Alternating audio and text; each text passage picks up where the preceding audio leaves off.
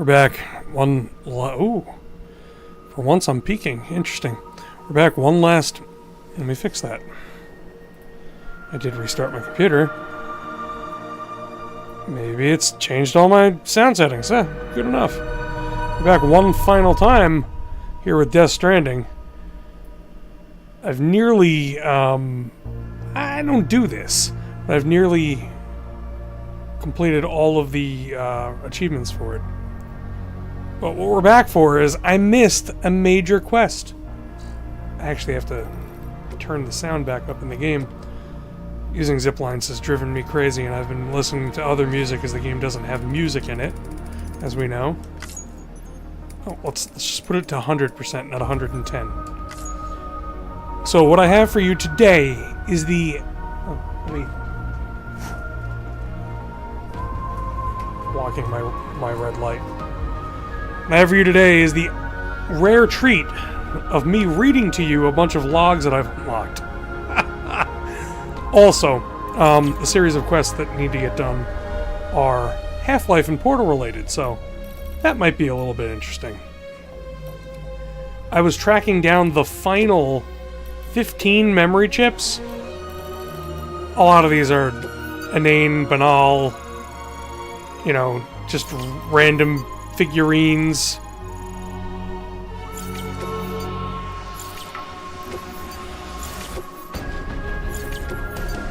And, like, things that the Hideo really enjoys. Like a coffee cup.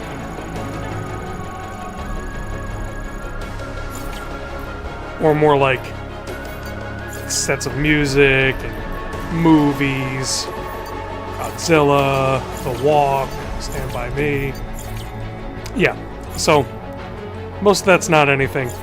I guess we'll start off with the exciting part of the night comparatively, which would be the Half-Life quests, which I think you have to go to... Actually, I have an email on this one, because I send you an email. Let me turn down the music. Here we go. So, all the way back in the beginning of the game, all the way back on 6/19, wow, it's almost been a month that I've been playing this. Holy crap. Well, I mean, that's where the 100 hours goes, I suppose.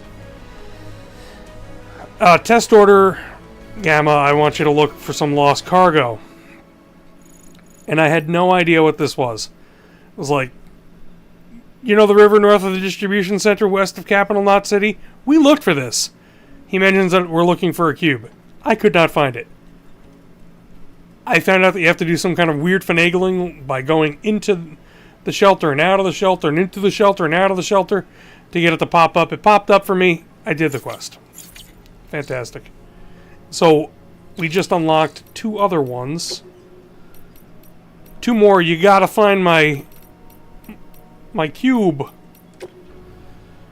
This one from Lake Knot City. Hi Sam, the Great Deliverer, right? Benjamin told me all about you. Told me how much you like Half-Life. To be honest though, I'm not sure I understand what it is you do. So why don't you show me? Prove to me you're a real badass. I've lost something very precious as life itself. Akin to what you'd call aha, even. Soul. Now you know who Peter Englert is, don't you? The guy who keeps asking you to bring him pizza? We really know who Peter Englert is. Seems my cargo's somewhere near his shelter. It's got a pretty distinct cube shape, so you should be able to recognize it straight away. So, one of these things is go to Peter Englert's house, bring back a cube. The other one is... and a fan of Half-Life and Portal to boot. As a matter of fact, that's why I'm writing you. I've lost my own precious specimen. Yeah, I know, not again. I can hear you saying it. Well, think of it this way. Experiments repeated over and over are essential to scientific advancement, right? Everything we've got now, bots, trucks, you name it. It's only because pioneers of previous generations were willing to engage in a bit of trial and error. And now I'm giving you the chance to do the same. You're bound to learn something along the way for science! And this one is northwest of the distribution center, south of Lake Knot City, and mules have it. So, let's go to Lake let's go to the distro center. It's closer to where I am right now, which is at the Veteran Porter. So this is... Weapons restrictions lifted. I have to show this stuff off. This is what peak endgame nonsense looks like. I'm finally starting to understand why people set these things up. Watch this. Keep on keeping on. Oh, no! Oh, I did not die. I like tripped right as I was at the edge of it. Hold on. We're going to do this. Also, somebody's named Decker Kane, and I was affected by their sign. Yeah. I blame Decker Kane. Alright, let's start from here. Nope. Alright, yeah. Nah. That was a weak jump. We're doing this again.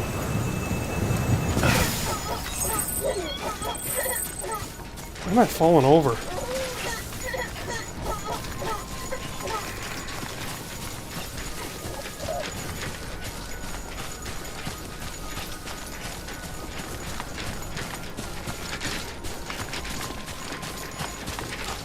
Oh, is my speed frame is broken. I'm not running fast. Hey, it's some porters. Hello, fellow porters. How are you guys doing? Let's give them some likes. Yo! Hey, yeah! Wait a second. I can't. There we go. Oh, today's a good day. Thanks for the help. And they gave me one like back, even though I've given This them one's for you. hundreds of likes. It's nice. Yeah, my frame is dead. That's what's going on. I should have noticed that my frame was all rusted out.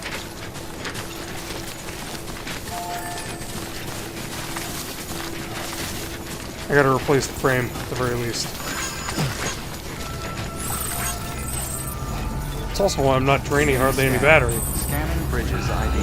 Verifying ID. Clear. Whoa! Weapons detected. It's also why I'm falling over. Until departure. Alright. Fabricate equipment.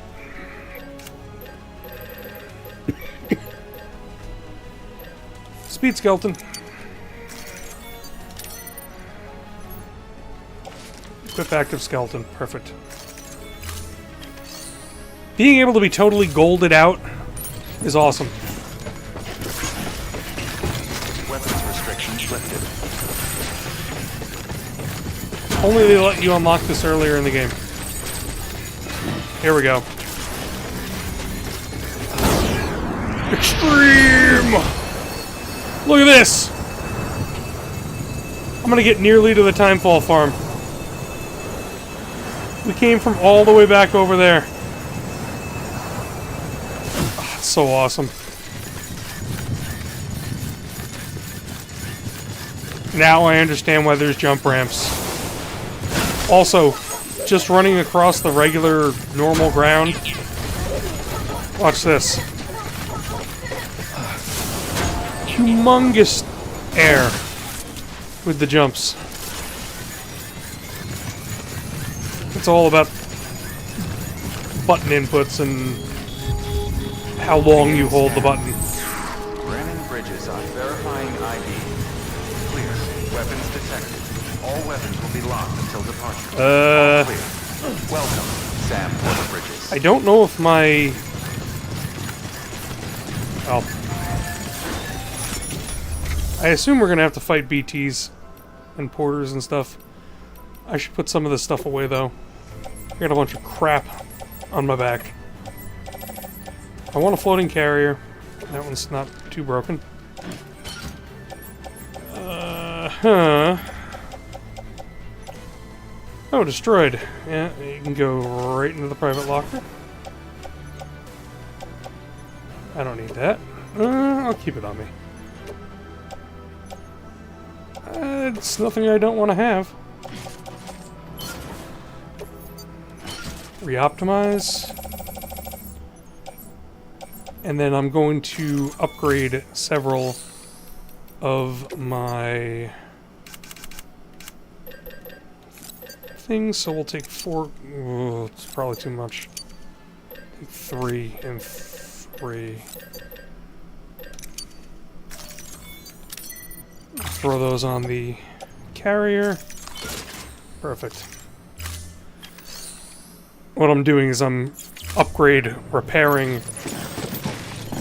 my network of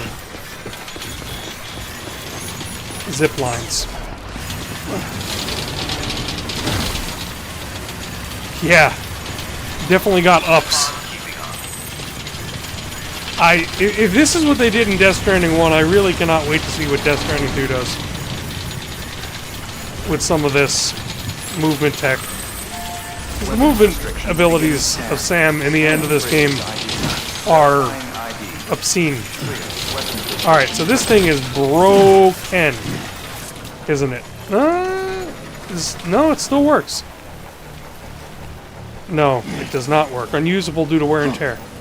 You gotta fix it. Well, that was the wrong button. Ah!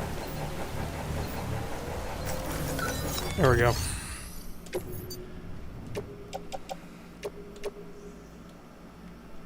I don't think I'm going to be able to fix the whole thing, the whole network, but fix along the way. Maybe some of these are not so broken I can't use them.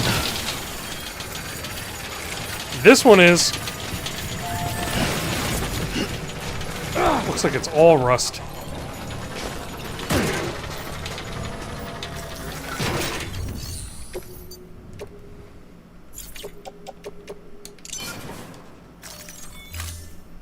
What a pain in the butt.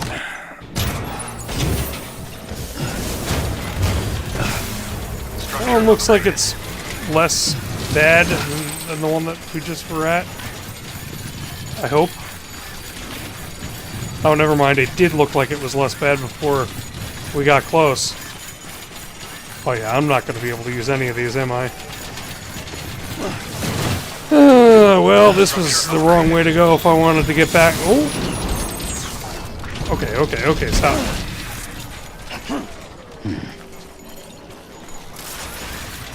I do want to fix these, though. Because eventually... Well... It depends on how much more of the game I'm going to play after this, but losing this route would be unfortunate. Oh, come on! Footwear is almost ruined. Some of these were not easy to place to begin with. I'm sorry, Lou. There we go.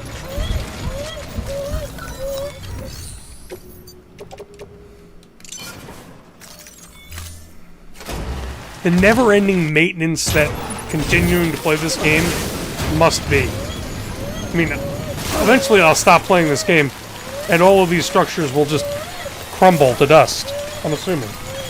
Unless they're based on the player's clock, like the in-game clock, and then they'll be stationary. And they'll never rust, in my game. I mean, they're already rusted, but... Ugh. Okay, well, here's where we get to the problematic area. There is a ginormous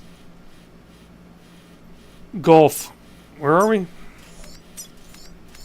There's so many things on the map. We're here. There's a ginormous gulf that we need to cross. And I think the best place to do it might be like here-ish. So, let's turn to the left.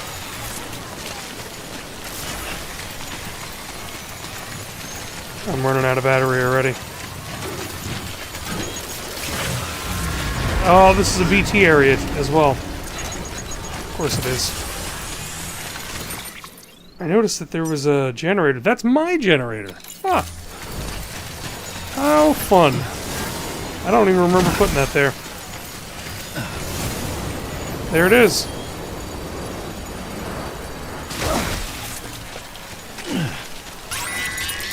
Oh, there's BTs here.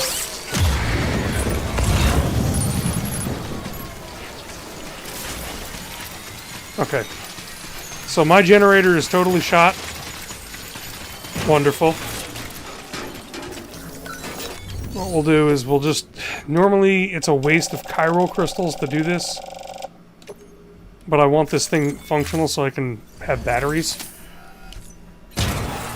Also, I get chiral crystals hand over fist at this point.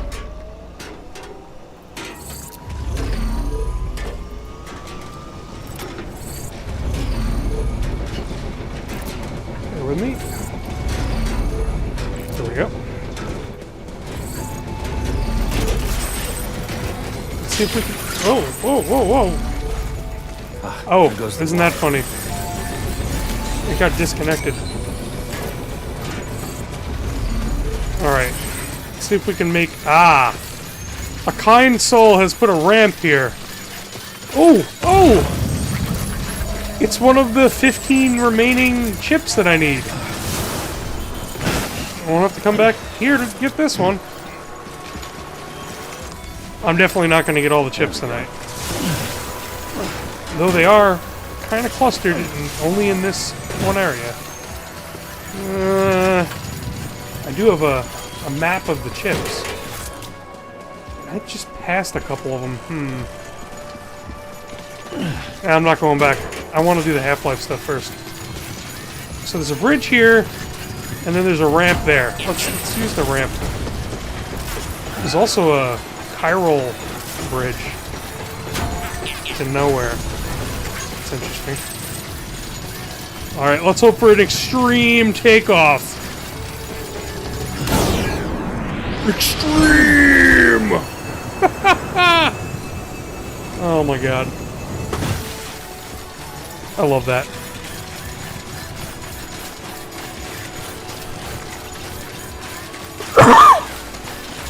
So not all that useful for practical purposes. I mean, you can't use them to replace a quick zipline traversal, but that's way more fun. And that counts for something. I got the ones near Mama's house. I did not get the one near South Mount City, which is where we're headed, and we're going to pick up a vehicle and we're going to do the Half-Life quest, so no worries on getting those. Oh, there's a battery. There's a charger right up here. Oh, it's literally right up there. I'm not going up there. Why the heck would somebody put it there?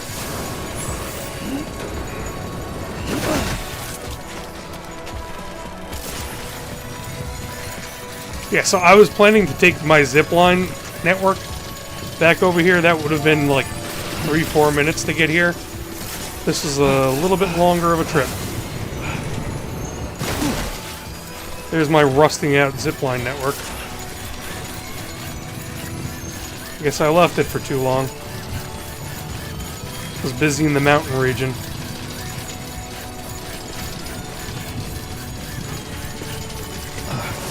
Alright, South Knot City, here we come.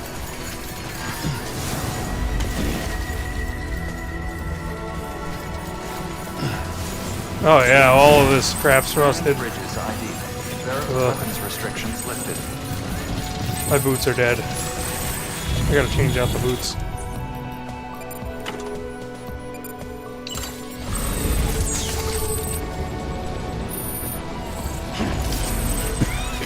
Beginning scan. Scanning bridges ID. Verifying ID. Clear. Weapons detected. Welcome to South Knot City. Proceed to distribution center. Alright, we're getting a roadster. For quick movement. Safe travels. Decontaminating suit. All safe travels. Welcome, Sam Porter Bridges.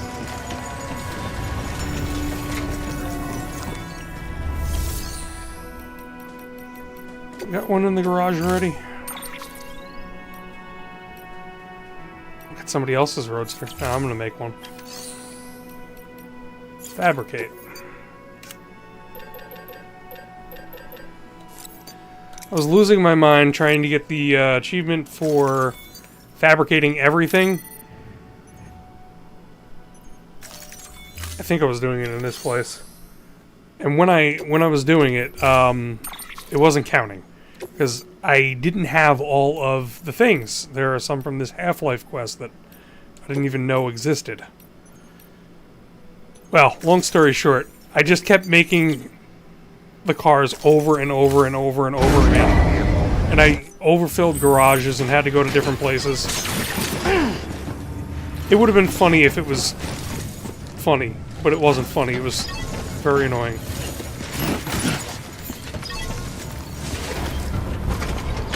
Alright, south, not Lake, the distribution center north of south, not city.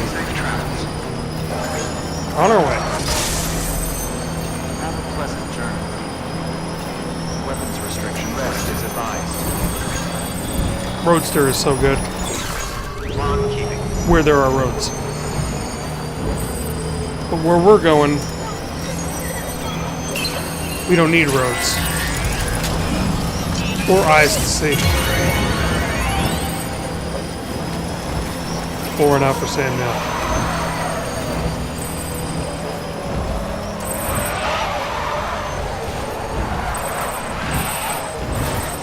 There's something about this vehicle that reminds me of the early 90s Batman movies. Maybe the Batmobile was like this to some degree. It's very long.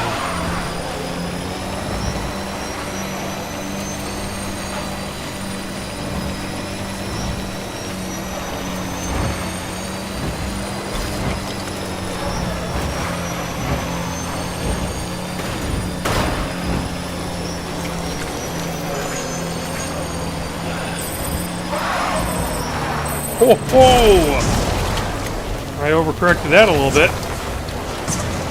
Just a little bit.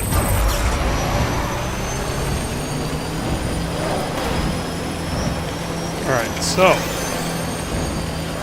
One of them is at Peter Englett's house. One of them is north of this distro center. Northeast of this distro center? Here, I assume. We're here. Let's read the mail one more time. Wrong guy. This guy. Northwest. Okay. So, that's this one over here. So, we just take the road. Beginning scan. Scanning bridges ID weapons restrictions lifted. We're gonna go off-road once this thing comes to a big old bend. Up here. And when I say go off-road, I mean not in the vehicle.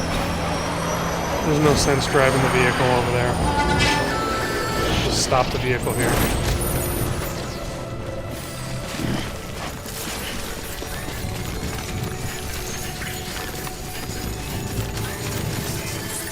We gotta look for the companion cube. It's somewhere over here.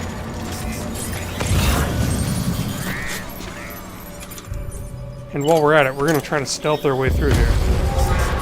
Really?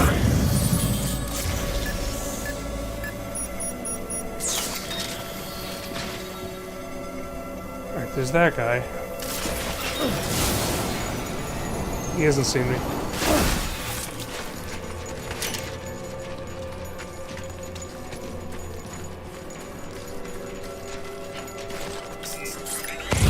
No reason to make him suspicious.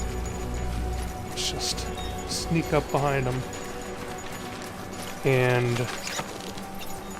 CQC!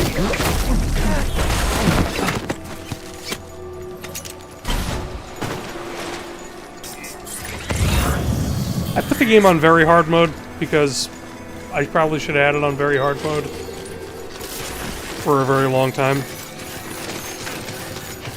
It's not that much harder. And I enjoy the additional challenge.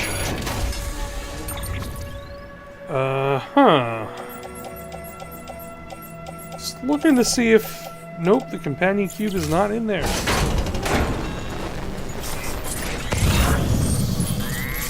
It must be in the camp. If it's anywhere, I might need to go back and...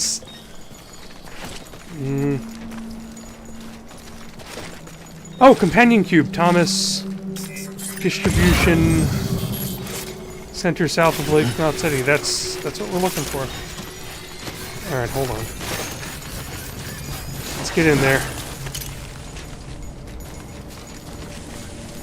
I put a bell on the back of my backpack, which is annoying that they can't hear this thing ringing like crazy. Also, I do hear it, and it's driving me crazy. I should take it off. It does something to ward away the BTs. It doesn't work. Here we go. And CQC. Another guy down.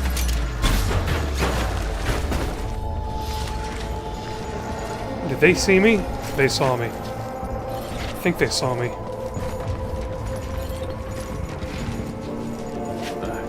What's this?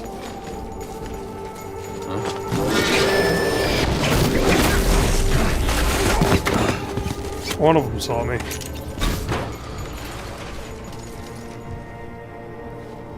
Have we attracted more attention? Oh, they're sleeping. Excellent. So I know there's a guy there. Shit. He saw me. He's going to the gun. I got this guy. Watch this. Boom! Drop kick! There's another move I never knew about while we were playing the game. Flying drop kick to the face.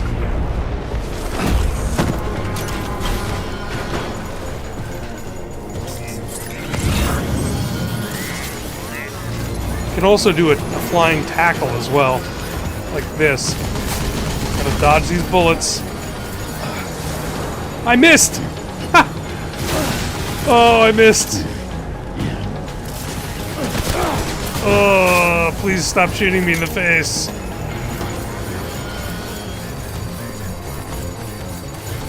This guy's not gonna... This is frustrating when you have two of them. I just want the companion cube and I'm getting out of here. I'm gonna stop screwing around. So there it is, it's literally a companion cube. Let's get out of here.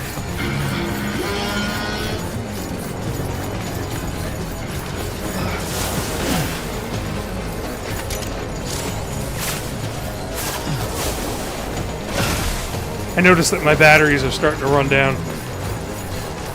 I don't want to keep fighting while the batteries are running down, especially when I'm not firing weapons at them. I'm trying to melee them all and use the strand. If you give yourself restrictions like that, the game is actually way more fun.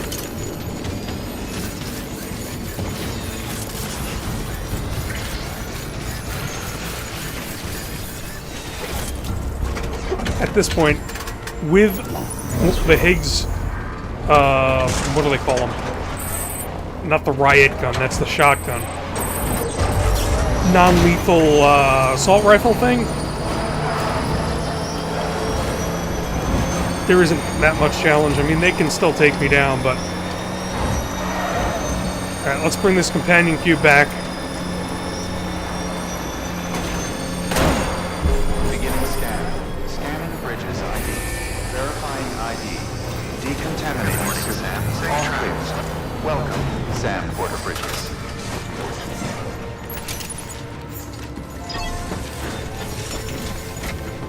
Well, here's your companion cube, sir.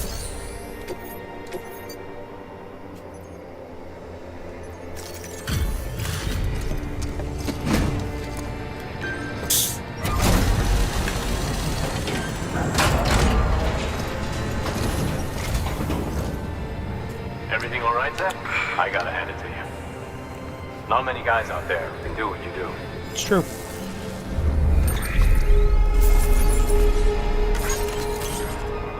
Gravity gloves? Okay. I wasn't expecting that. No shame in taking a break from time to time.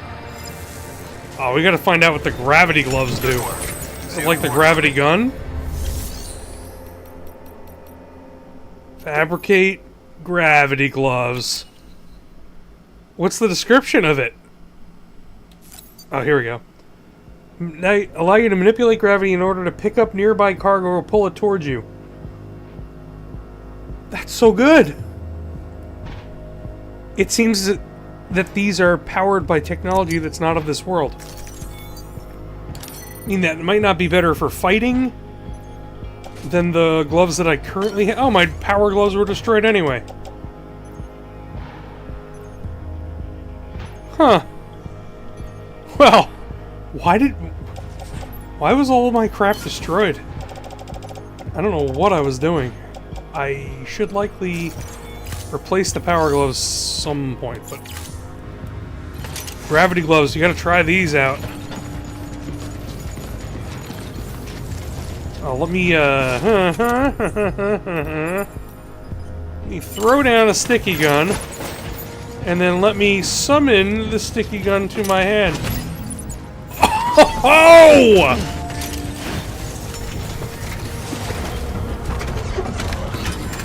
That's... I wish that I had found this earlier in the game. Have a pleasant journey. Oh, that was definitely a, like, that somebody left there. Probably me. Weapons restrictions lifted.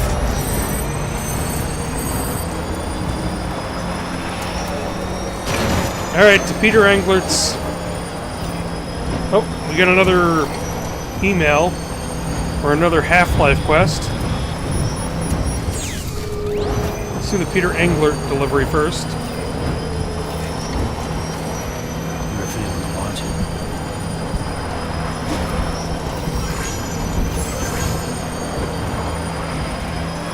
Good old Peter Englert. Oh man, we have a lot to talk about and to relate on the Peter Englert front through the Higgs journals.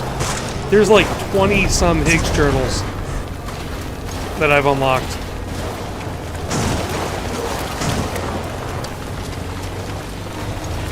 Goes a long way to explaining some of the stuff that happened.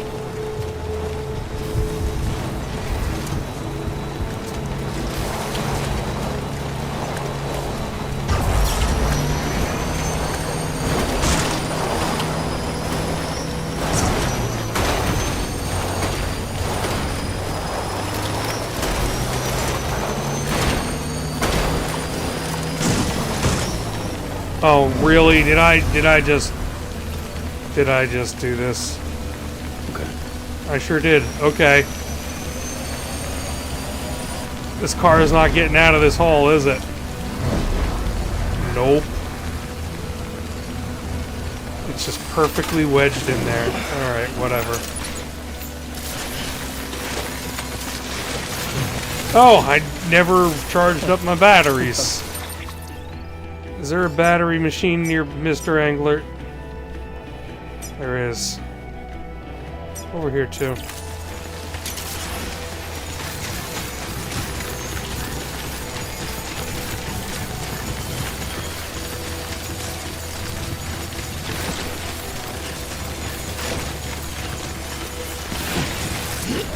Ooh.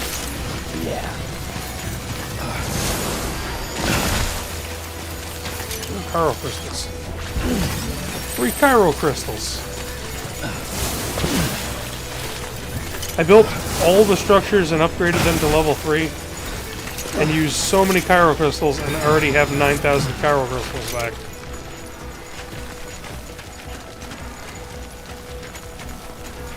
Alright, my batteries are done. As you might be able to tell. All of a sudden, walking is difficult again. There we go. Thank you, Randall Scrunt.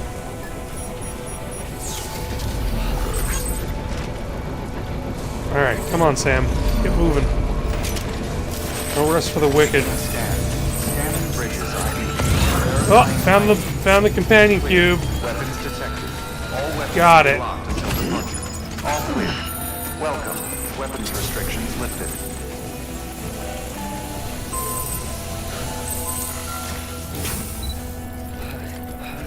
Alright, let's quickly take a drink of our bridge's energy and get moving.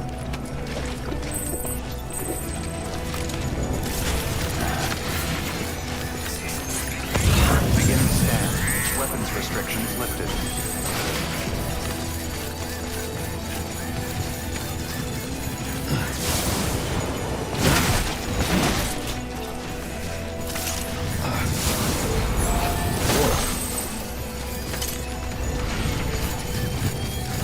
Ah, here we go. Kind Soul has placed the jump ramp for us. Lord Zordon. Extreme!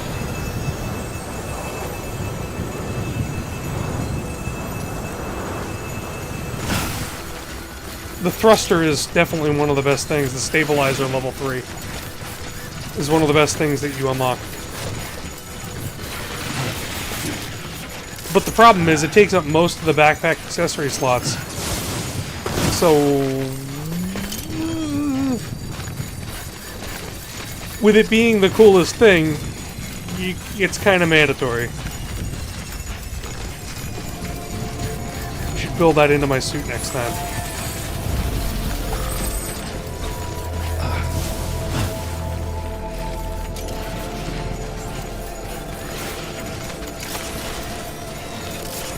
Oh, I'm still carrying the Beginning strand. scan. Scanning bridges ID. Verifying Okay, ID. we're here. Clear. Weapons Then we have to detected. figure out where we're going Welcome next. to Lake Knot City. Probably Proceed somewhere to up in the distribution mountains. center.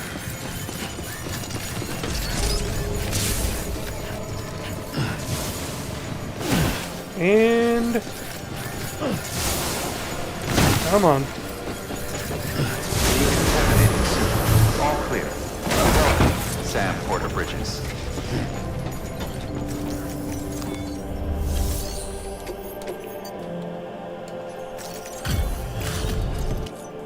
All right, Good.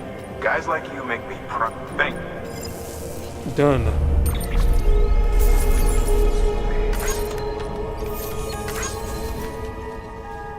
Oh, I've gotten the final portrait as well. I am now the Great Deliverer. I have 60 in every one of the categories. It's a purple star when you're finally done.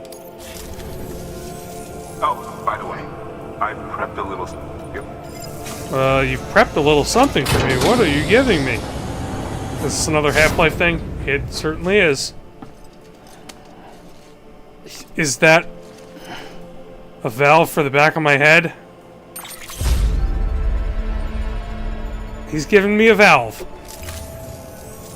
Always a pleasure, Sam. We're gonna find out if this is a head valve. Good work. New I'm order suspecting that this probably is. Is it? Yeah, it's wearable. Attached to the back of the head. Opening one of these valves is said to release a powerful jet of steam. Ha! But that can't be done with this version since it's for decorative purposes only. Popular and much loved all over the world. I now have a valve in the back of my head. Perfect. So, we've got some mail. You're the real deal. Thanks, Sam. Once again, excellent work. Allow me to express my gratitude by making gravity gloves available for fabrication. I'm guessing you're not all that familiar with this technology. With technology from this world, but I promise you these are special. These were developed in a research facility buried deep underground. One with a distinct logo. Speaking of research, I can't wait to start the experiments. This is not Thomas S. who's saying this. Oh, is this who I hope it is? No one's gonna get the jump on me, no sir.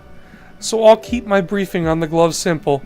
You can use them to collect and carry a whole load of cargo, even if it's pretty spread out. Within about a 15-meter radius, in fact. You don't really need to know any more than that. Just bear in mind that they're battery operated, okay? Try not to run out of juice. Thanks so much, Sam. Stories I'd heard didn't do you justice. Benjamin's still singing your praises, too. Once again, excellent work. Say, I don't suppose you're a fan of Portal as well, are you? I'd like to give you a valve by way of thanks. I also like to share with you a story. You know that one huge explosion that happened years and years ago? Well, rumor has it that the lake formed by it, Ground Zero, has another kind of valve at the bottom of it.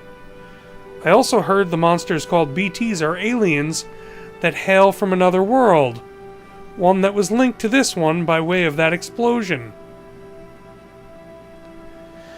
That's the story anyway, so make sure you keep the valve closed tight, Sam, or the aliens will come and get you. T. Sutherland. Sorry, more lost cargo for you. I hate to say it, Sam, Half-Life lover that you are, but there's another piece of cargo I need you to track down for me. A cube. I wouldn't ask if it wasn't very, very important. So could you do the honors? You've got to put your own well-being first, though. Of course. So, if you become lightheaded from thirst, feel free to pass out. As long as I get my cube back eventually, I'm not going to complain. Repetition is an indispensable component of progress in this world, which is why no one should ever criticize you, or anyone, for taking a much-needed break. As a matter of fact, I'm taking a break now.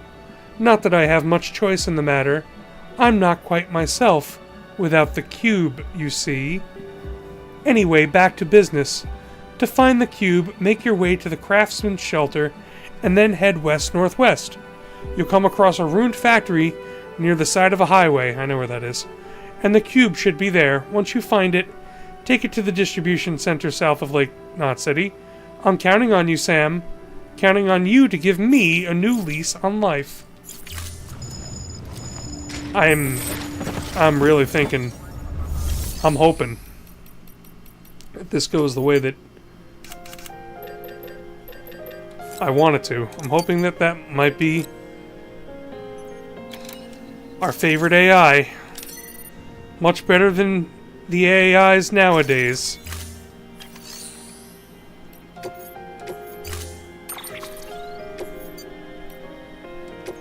You know, I've not done a red car. Is this red too garish?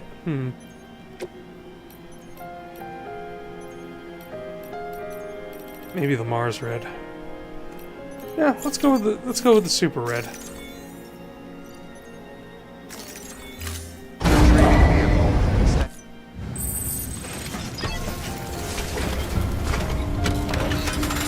Off we go.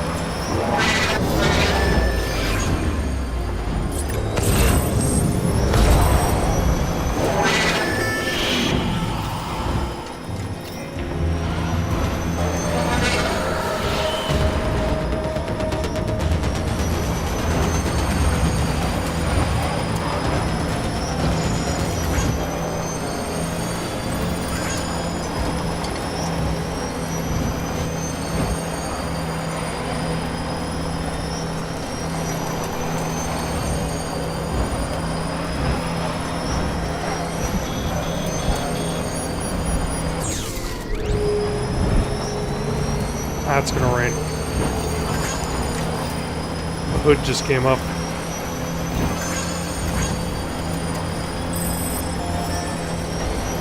Alright, where we're headed is literally right around the bend.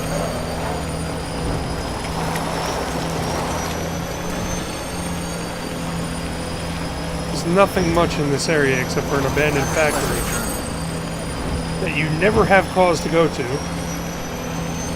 And now I understand why, because it's for this mission. There are BTs here. There's the factory. Keep on keeping on.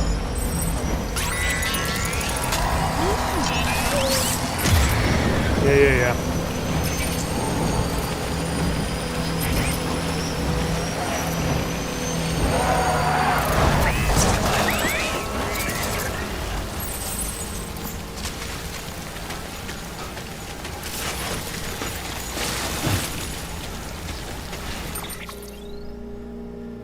Ah, I don't have to do that. I can just pull up this menu. I believe... Yes, I have an oxygen mask. So this makes it so you don't have to hold your breath.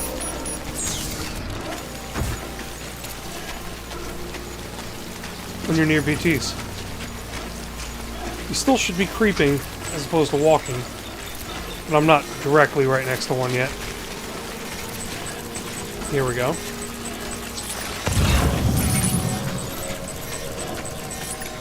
There's the cube. Oh no! What did I do wrong?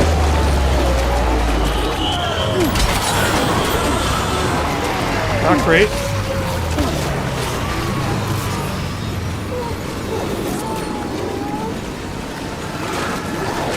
I could just pull out a hemo grenade and throw it at him. Okay. That's a lot of them. Alright, tar men, get off! Right at the edge of the tar field, just please.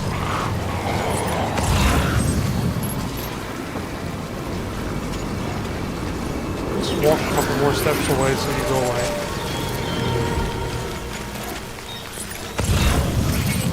I didn't even see the BT there. There it is.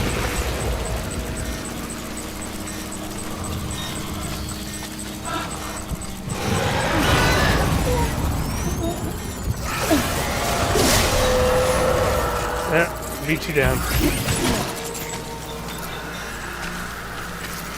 Oh, nice.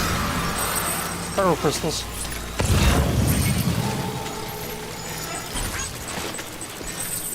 There's another BT. Yeah, there he is.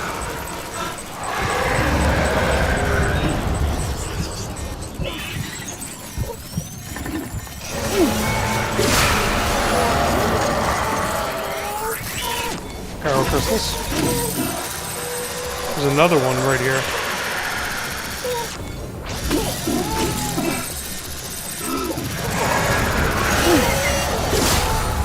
Oh, it looks like a baby. It's a baby.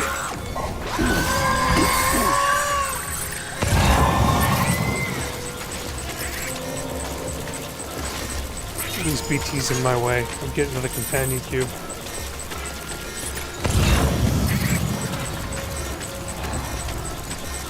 It's right there. It's right around the corner. I think there's a BT in there, though.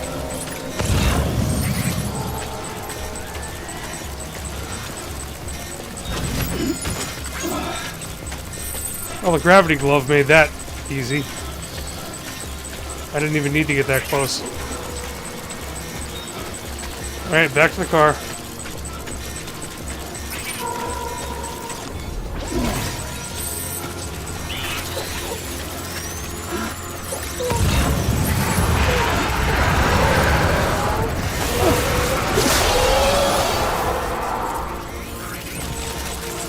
And dealing with BTs like this makes the game feel like a stealth game.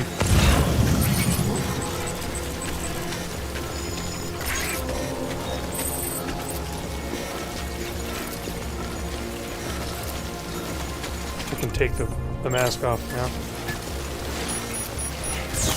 I think that we're pretty much done with the BTs here.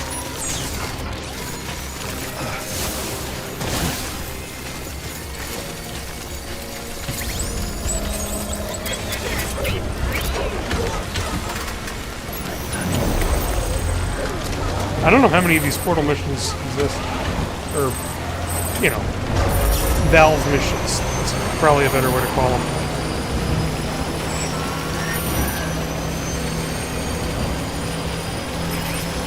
Also, I don't know what the other fabricatable item is. I know there's one more, so there's two that I was missing.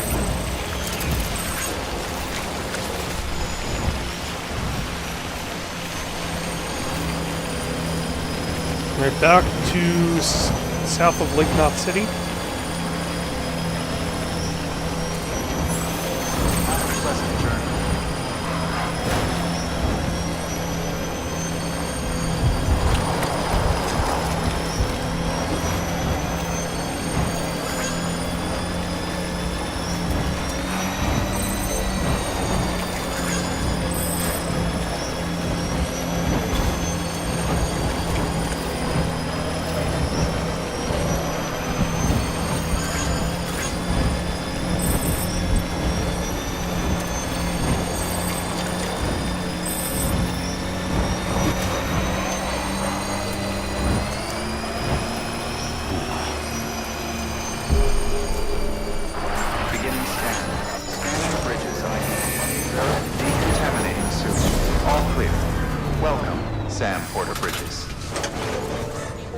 Okay. Let's turn it in. Was this it? This is the last one? So you made it. No. I gotta hand it to you. Not many guys out there who can do what you do.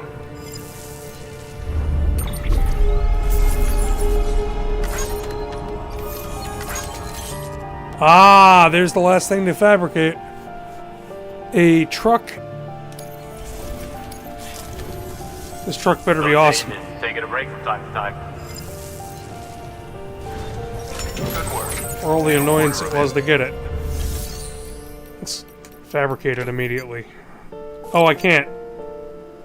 There's no space in the garage. This is one of the places that I filled the garage full of junk. Let me get this car out of the way.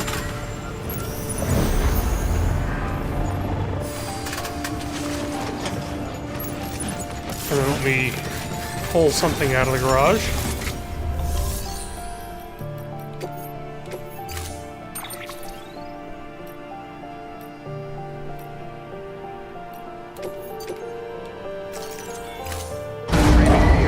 Here's a vehicle that I would never make the reverse trike defensive. It's got shields on it. It's... For how many times you're traveling through terrorist-infested areas where they're shooting at you, it's not worth the small amount of battery life that it has. Okay, fabricate. Truck. A truck developed using technology from a certain research facility. It's tougher than standard trucks and has a longer battery life. Designed for special... Oh my god. Okay. It's too fast. So it's got more battery life and it's got shields. Oh, and it can only do flat surfaces. That's useless.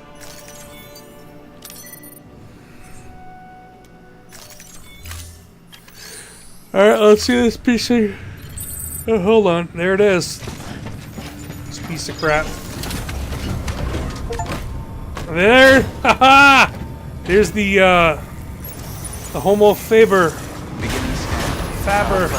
achievement. Oh yeah. It doesn't get the air that the other ones... I got the air right over that bike. It is kind of cool looking. It's very yellow. I like it. Alright, we got another piece of mail. Let's read it. You're my savior, no doubt about it. It's much tougher than your average vehicle, and the battery lasts longer, too. I'd like you to accept the truck with my compliments. Go ahead, try fabricating it.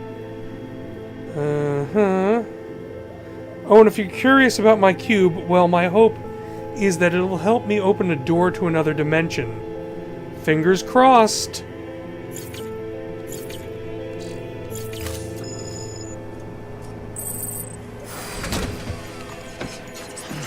I don't know if this is the last one of these missions, but I feel like they're leading to something that I have not gotten yet. Sam Porter Bridges. Let's go to the private room and pass some time. Maybe that'll get us new messages. That happens sometimes.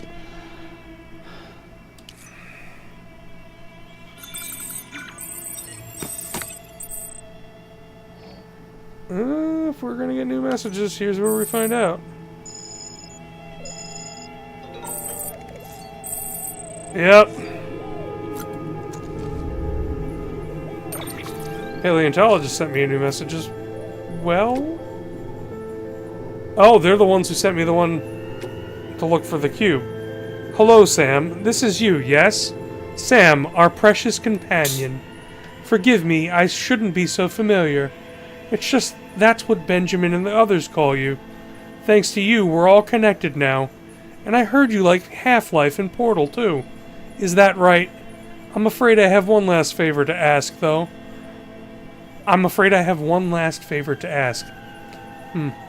I'm sure you can guess what it is. That's right. Another cube. You'll need to climb the mountain to the north of my shelter. You'll find an old ruin there, south of the heart-shaped lake. The cube... Oh, I know where that is. Okay.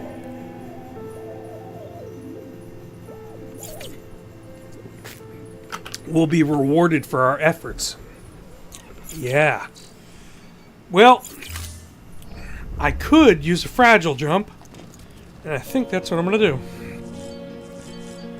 I do hate leaving all my stuff behind, but traveling back over this way would be a real pain in the butt right now. And I think where we want to be is, like, right here. And there's a safe house here. And there's a safe house here. And there's a safe house right outside of... Yeah, that's the one we're going to. And I should be able to get enough stuff there. Been a while, Sam. It's good to see you. Remember how to do this? You need to close your eyes and picture your destination.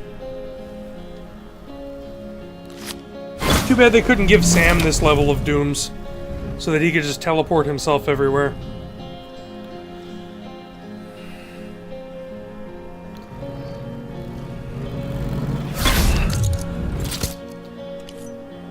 There he is. Let's leave the private room. Then we're gonna have to fabricate some stuff. Right here. Or we can go up the way to Hartman's, because there's more supplies there. That might actually be a better idea. Ooh. When I said up the way, I mean, where am I? Down the way to Hartman's. This needs to be repaired too. All of these are starting to go. Ugh. I don't want to lose these, because these were a pain in the ass to put where they are. Alright, Lou, here's a jump for you. You ready, Lo?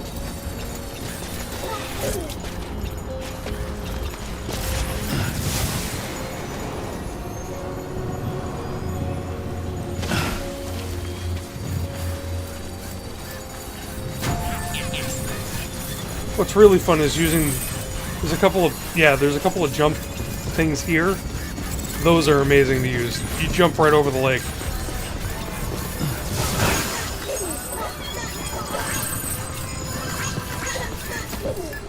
Alright, there's a door here, but that was not it. Let's...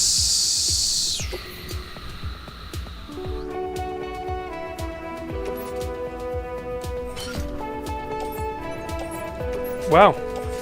I must have left from this location at one point.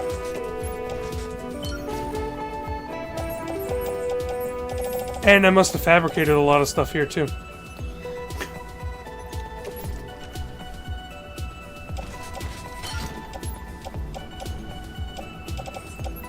But I still need to fabricate a whole bunch of blood bags. Still don't understand how you're fabricating those.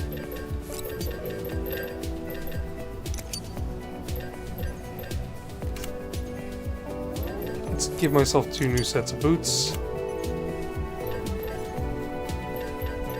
Several hematic grenades. My goal is not to have to use hematic grenades, so... Utility pouch, boot clip, grenade pouch. Alright. Let's get up there. It's up the hill. So we're going this way.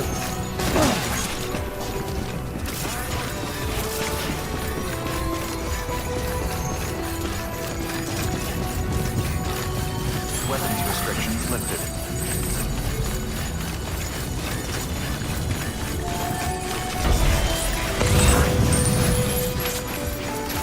This is a well-beaten path.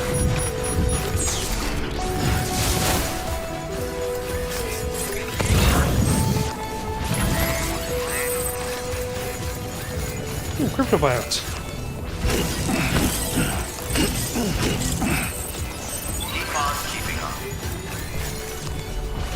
That's another thing that I don't pass by anymore. Now that I know their true value. The buyouts are very useful. They're disgusting, but, I mean... I think that was the idea. Okay. We're getting to where we gotta be. Here's the BT area.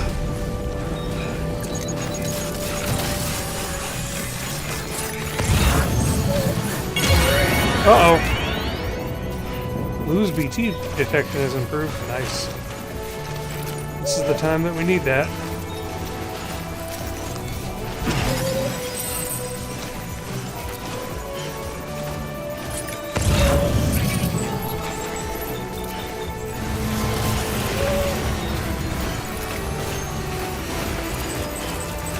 Okay.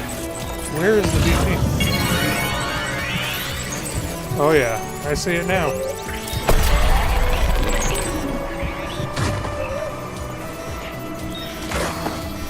Let's get away from here.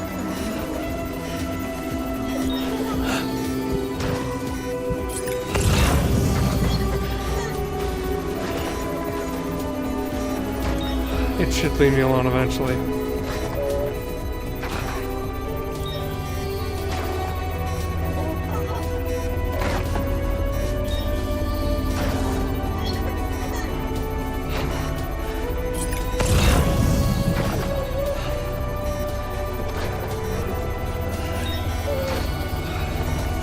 You can't cut their cord when they're in the hands on the ground form, which is frustrating. Nice. Keep Lou happy and good things happen for you.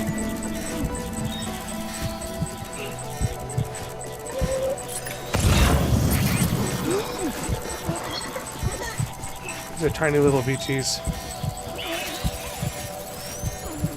This one's closer, I think.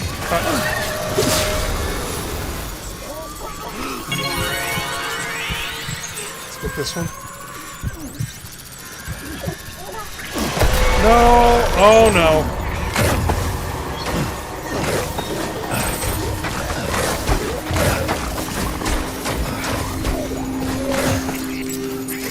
Annoying. There's a perspective issue there. It seemed like I was right up on it, but I was not.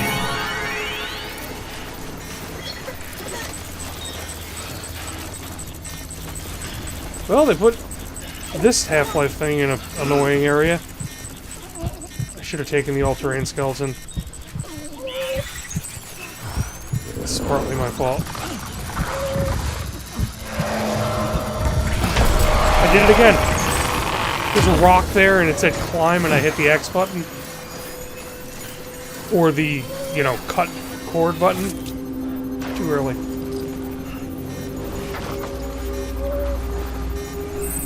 And what? I've had it with these guys. Screw you.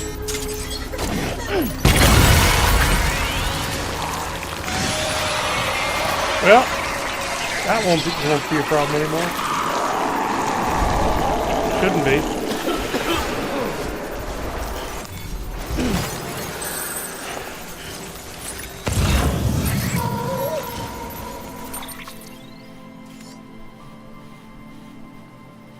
I think we're going over here.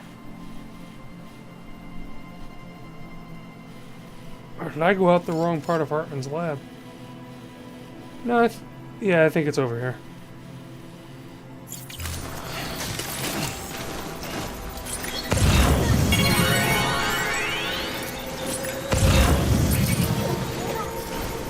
Normally driving through this area. I knew driving wasn't going to be a good idea with the BTs this time. I also normally just fight. Take a big old fight for the BTs. Get it over with. Alright, I should be able to cut this cord soon. It's somewhere around here.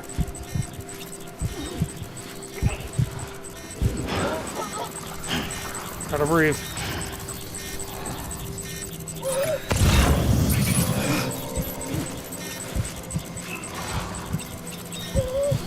Maybe the guy's too far up for me to cut the cord. How does that work? Yeah, he's high up there. Again. Screw this guy.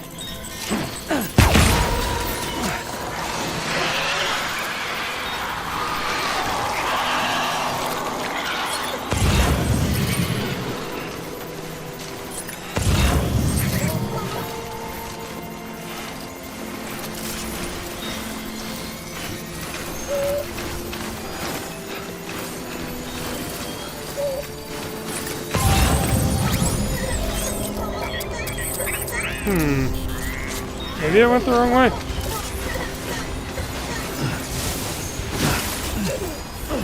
Hold on. Now that it's brighter. Oh, my batteries are running down. Is there a battery around here? No, those are post boxes. It's down here. That's where I wanted to be. That's where all the lines are. Online safe house.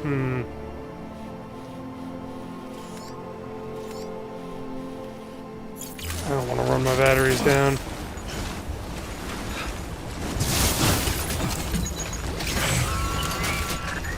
That back. Pyro crystals.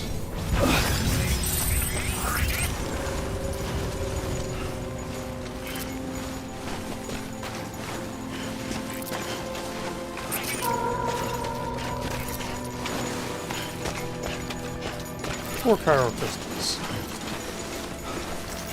That was a gold BT.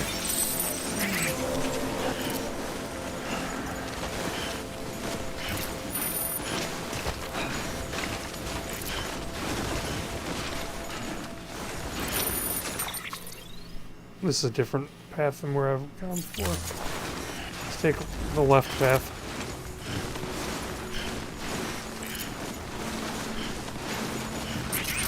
Yeah, I should have had that all-terrain skeleton on.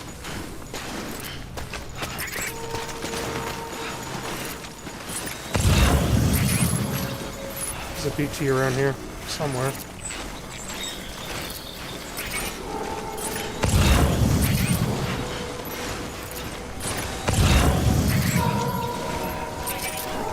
Yeah, this is the area with the big square buildings. Oh, there's a BT somewhere right nearby. There it is.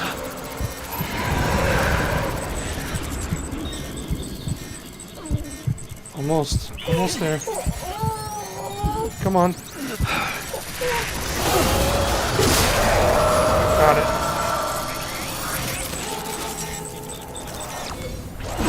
There's a lot of BTs here. Let's drink that bridge's energy.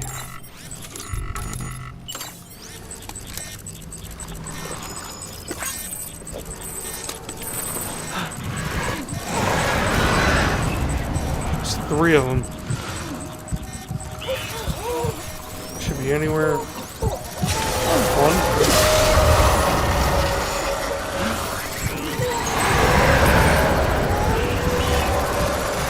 There's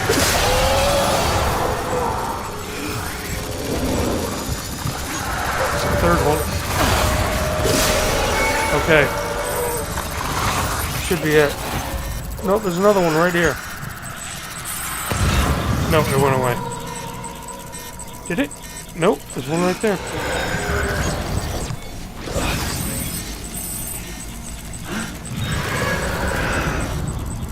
Can I cut this one's cord, or is it too high up? Looks like it's too high up.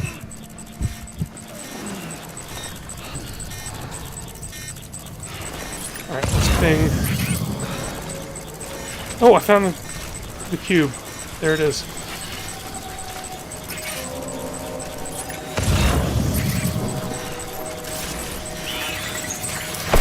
Oh Lord, here we go.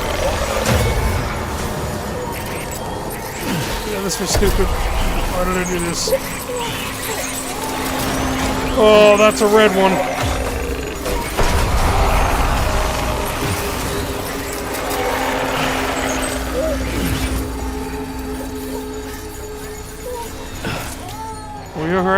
Are we okay? Where's the cube? Here.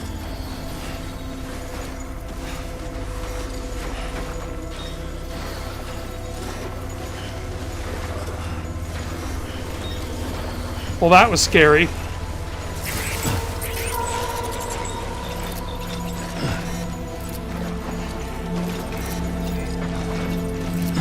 I'm trying to think of worse areas that they could send me in. There's not many.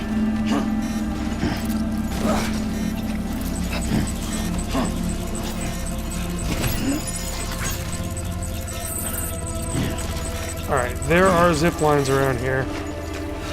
I think.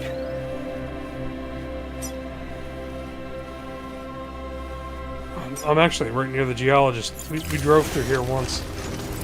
A long, long time ago. Heading to the geologist.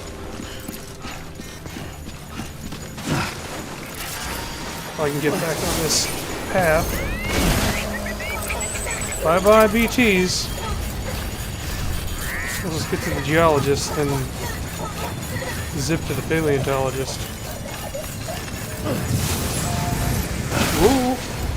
Take some free batteries, thank you. Actually, paleontologist is down the hill, yes? Maybe I can just... Do I need to take the zip lines? Or can I just do this?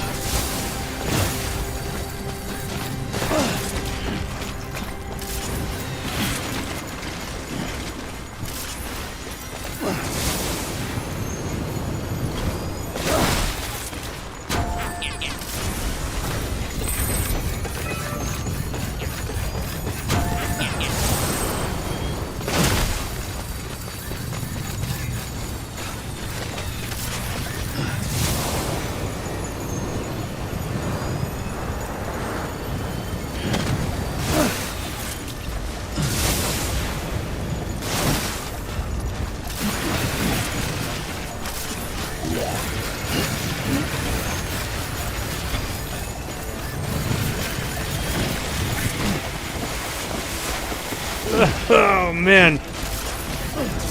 Yeah, paleontologist down here.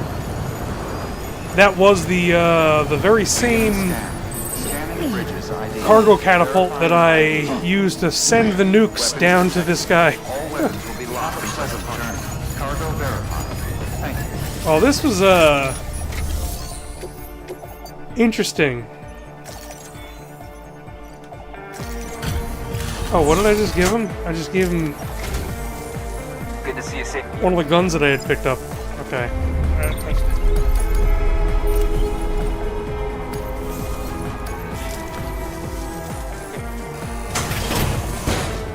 Oh no! No, I actually gave him the actual thing. That is a head crab. I got a head crab? Okay. I'll be sure to call it. Good work. Oh, this was a good one. Please access the... I don't know if I really want to wear the head crab cap. Cap that takes on the shape of an unknown creature, one that doesn't seem to be of this world. While this cap is equipped, the wearer's blood will be drained in order to restore their depleted stamina. Huh. This will not happen when the hood is up, the wearer is anemic, or when the wearer has plenty of stamina.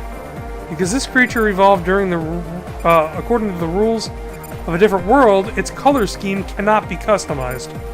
Please rest assured, the cap is not poisonous, and there is no danger of the creature taking control of the wearer's body.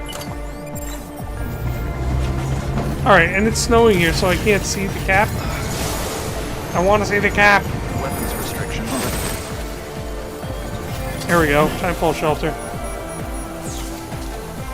It is awesome. And it's got twitchy little head crab mandibles. Wish I had this earlier too. Very cool. Okay, so we got another piece of mail. You're a true friend. Thanks, Sam. I guess you truly are our precious companion, aren't you? I mean, you must be to go to all of this trouble. I'd like to give you a head crab cap as a token of my gratitude. Bet you haven't seen one of these before. You won't find them in any textbook either. It's as if its evolution was shaped by an ecology of a totally different world. Something like that, anyhow. I'm told wearing this cap will help restore your stamina while draining some of your blood in the process. The question is, where did it come from? It's a mystery for sure. Probably another one of these weird, unexplainable phenomena caused by the Death Stranding. I assume that I'm going to have to rest in a... Oh! Let's rest right here.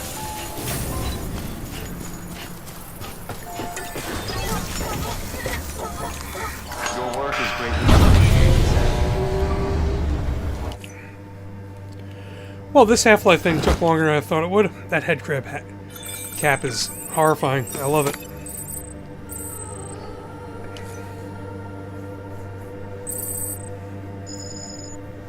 Come on, another email.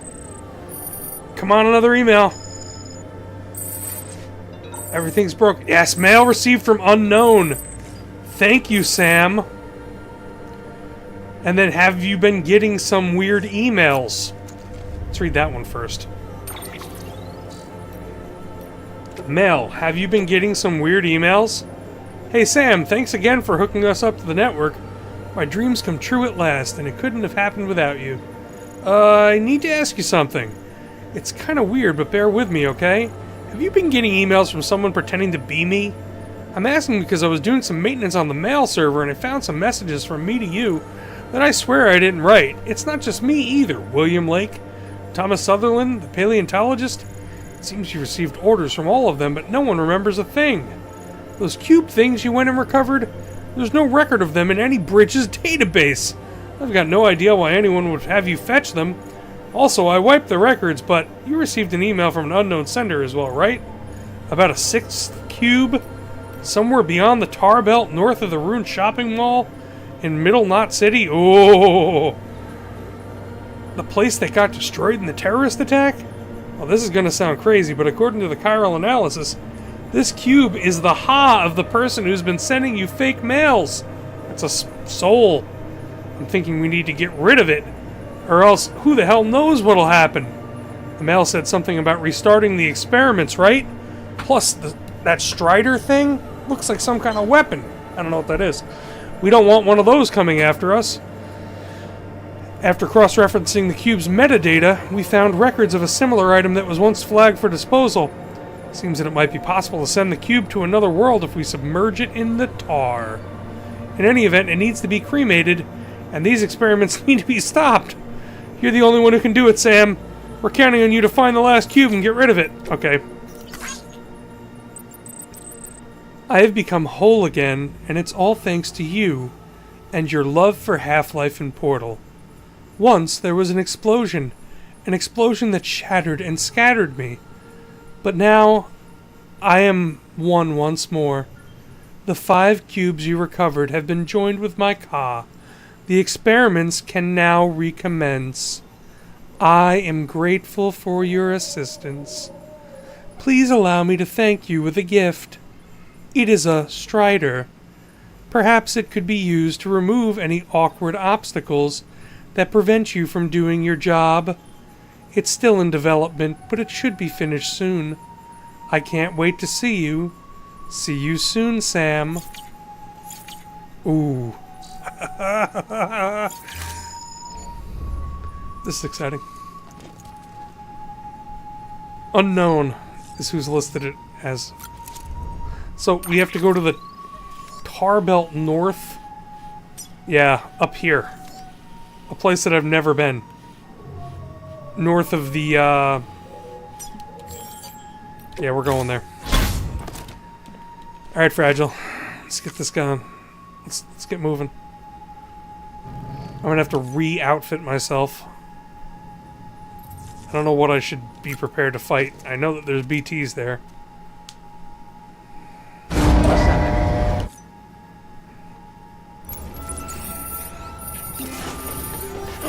Beginning scan. This is one of the annoying things about Verifying going from ID. place to place. You have nothing. All weapons will But I'm right near a place where I can fabricate things. More blood bags, please.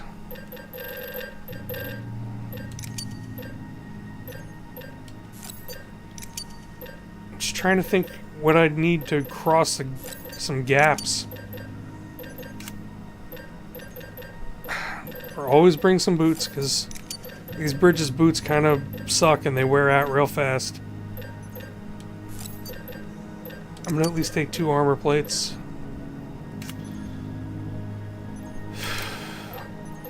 Take a sticky gun. 2 good hermetic grenades, or 3 good hermetic grenades. Take the grenade launcher.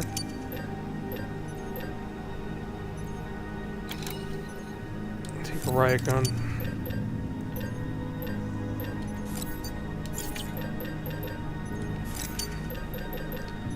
I mean, that should hit me for whatever...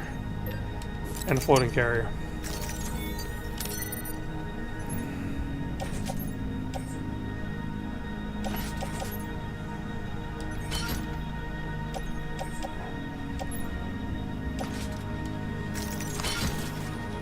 That was a lot of crap I got. Because I didn't put the blood bags in the pouch. Yeah. Or the grenades. Okay, that's an interesting way to... Why would you put the armor plating on your body? What are you doing?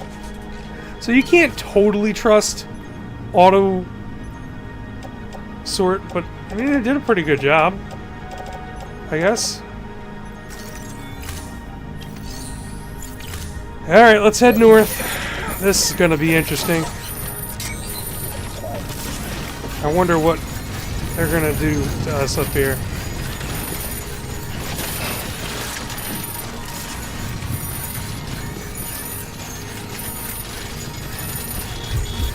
Weapons restrictions lifted.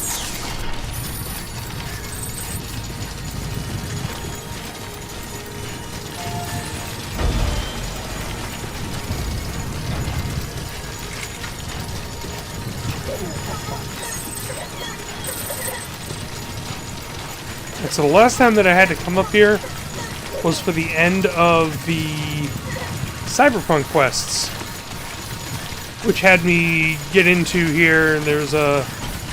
You'll notice there's a ruined shelter. So that ruined shelter, I'm wondering if there's something north of that.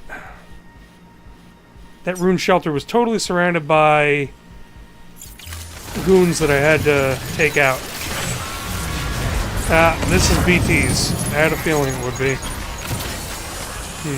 Let's go this way.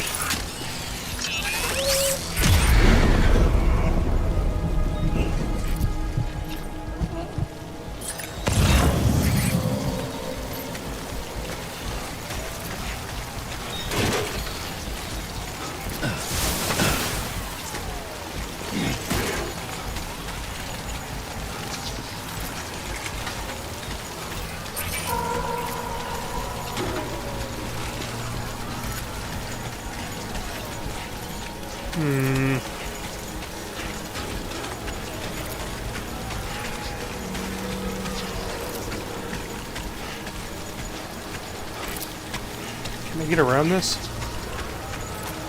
Maybe. Yeah. Should be climbable.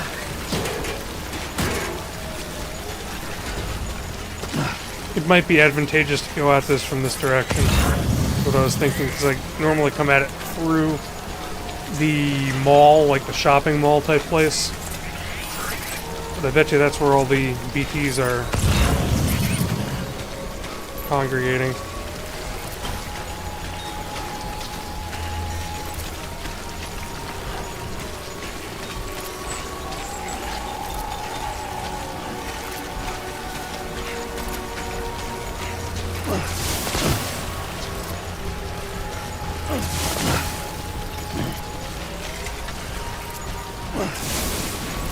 I have no idea what I'm headed towards. That's the problem. come on. I hate when I just randomly walk into a wall and fall over. I don't see any BTs on this route.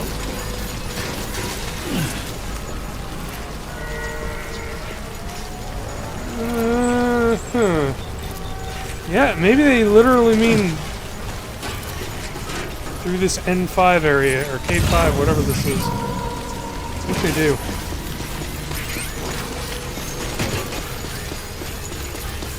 ETs are not in the direction that I'm running in. They're behind me. Middle Knot City. Oh, we're out of the BT area.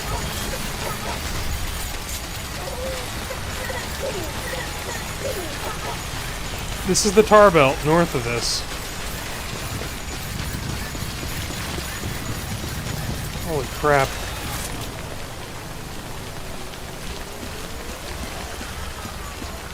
Is there a way across it?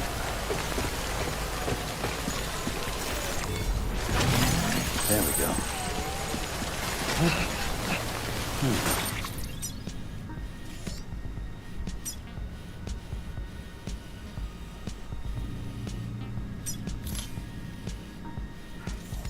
Maybe over there? Let me read the note one more time.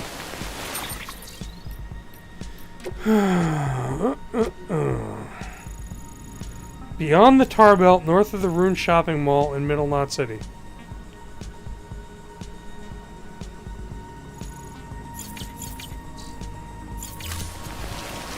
That is the tar belt, right there.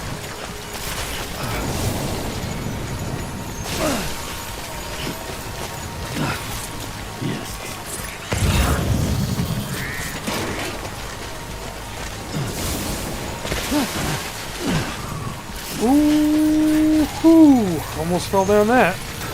There's a timefall shelter over there. Maybe other people have had to be over here before. Thinking that's probably a good area to go towards. Sorry, Lo.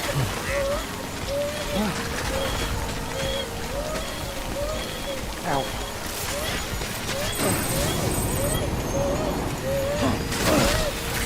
I don't want to run my batteries down. Oh, come on.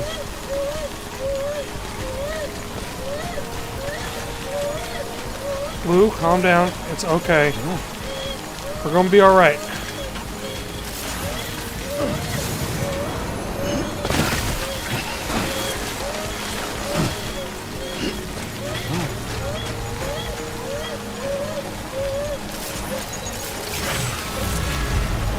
Are there BTs here? What the hell was that? There are BTs here.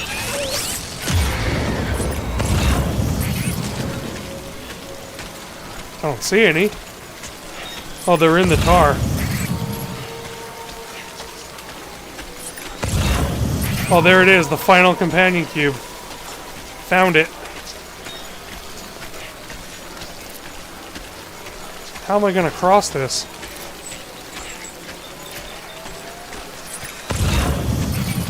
It's all red. Meaning it's uncrossable.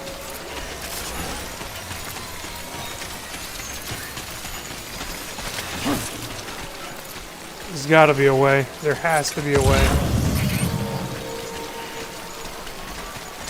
And it's gotta be related to this over here. This area. I mean, this is the shortest gap to bridge. Over there, there's...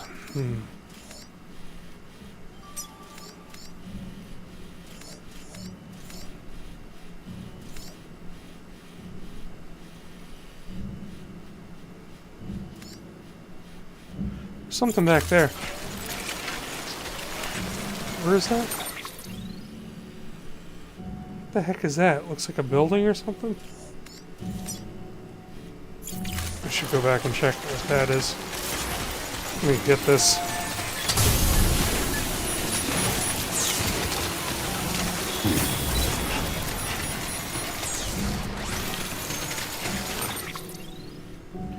actually pretty far away. Alright, so I brought a couple of ladders, thinking that I was going to have to bridge some kind of gap. I don't think this ladder is going to go anywhere near... Yeah, it ain't going to work.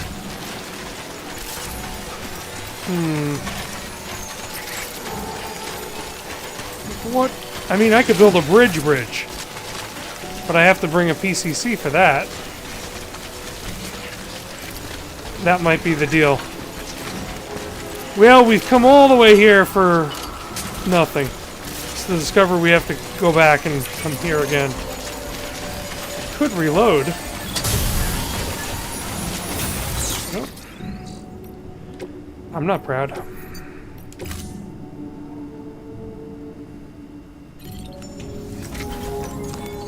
I'm smart.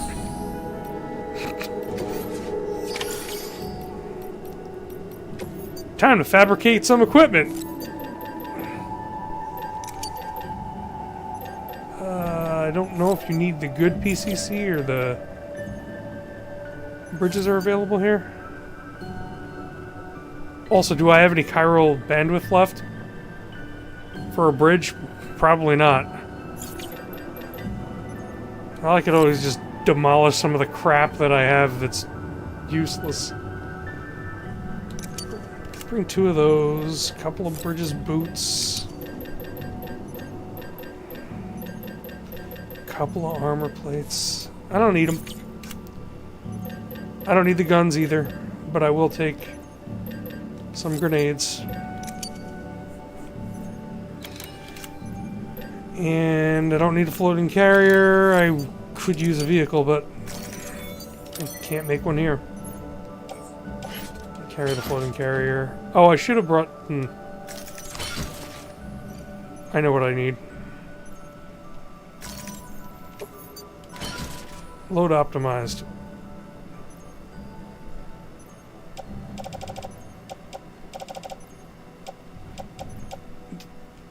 Okay. It's an interesting way to put my stuff on me. I realize that there's a car thing.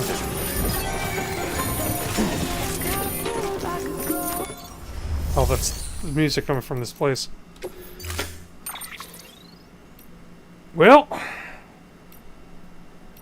given the choice of these, we're gonna use this.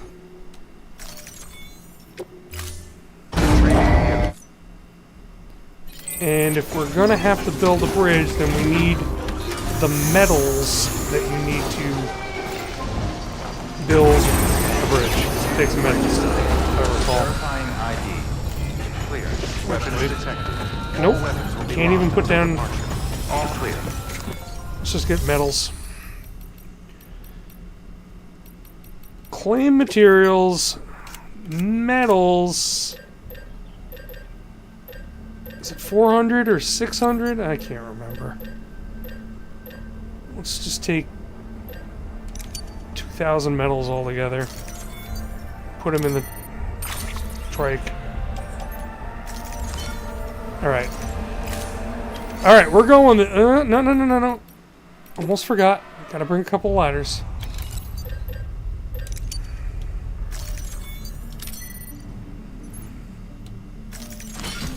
Okay. Now we be set. Let's see how it goes.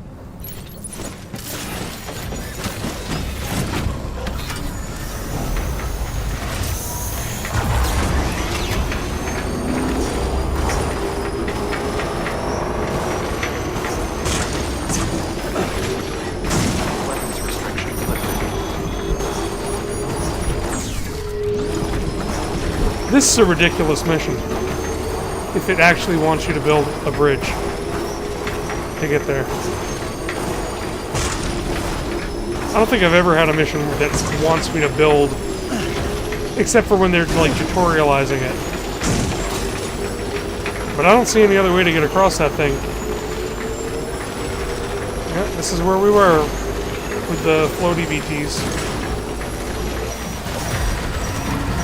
Are there regular BTs here too? Great. Screw it. Oh yeah, they're here. Jumping, jumping, jumping.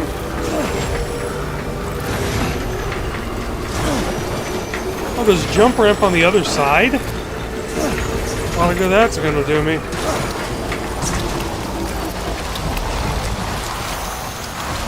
Maybe a jump ramp would do the trick here. Alright, let's PCC and build a bridge. Do I have the Carol bandwidth for a bridge foundation?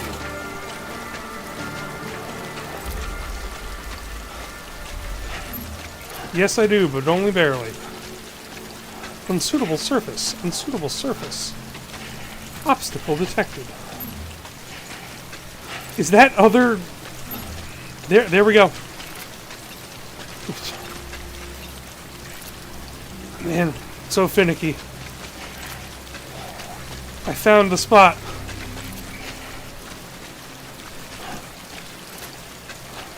And then I lost the spot.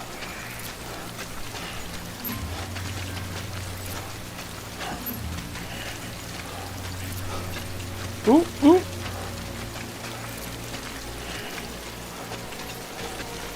There it is.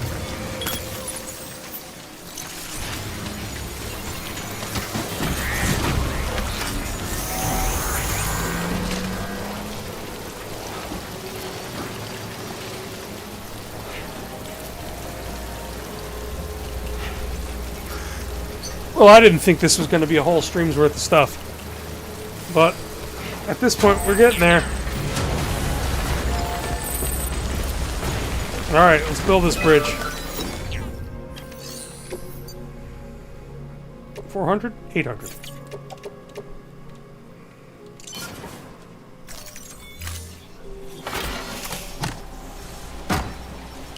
Please stand clear of the designated construction area.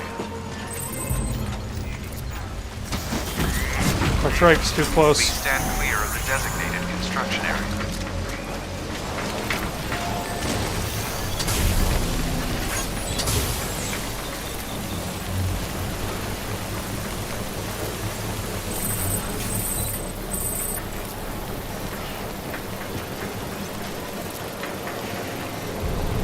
Man, if only it was this easy to make a bridge.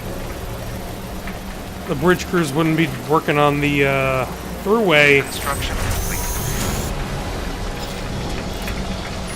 for months and months and months to fix a bridge.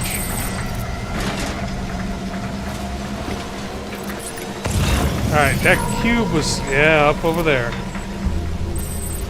This is all janky.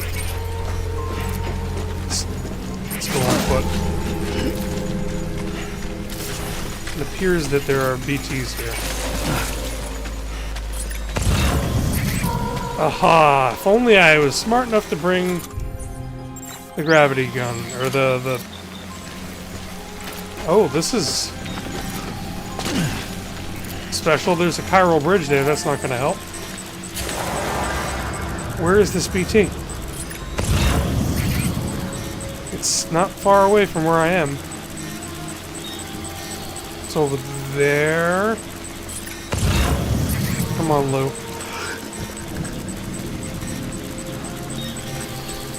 Alright, fine, Lou, don't. Just needed one thing out of you and you couldn't do it. How about a ladder? Can I get from one side to the other? Nope.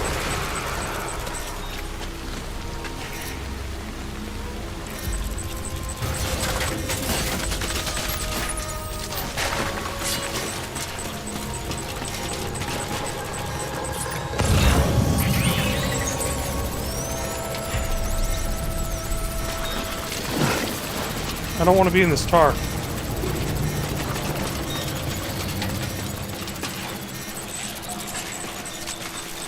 That ladder was not helpful.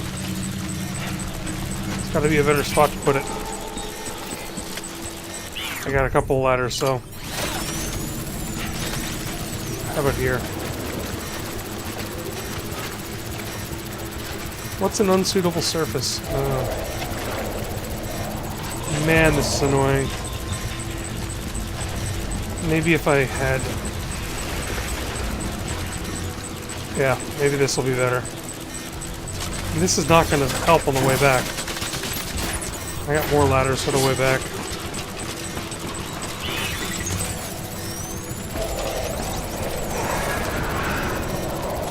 I did bring hematic grenades.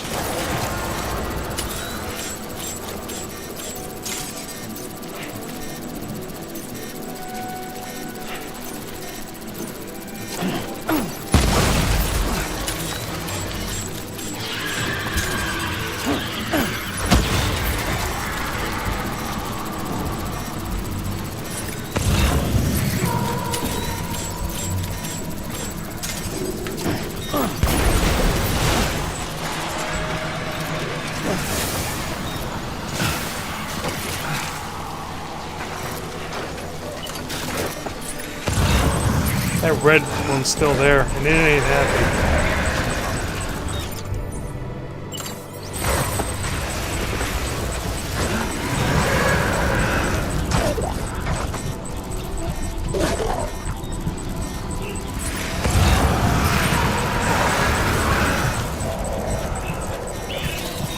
I want to cut this cord. I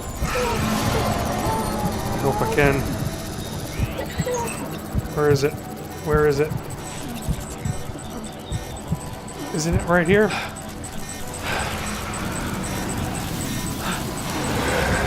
That's a huge one right there. Up the way.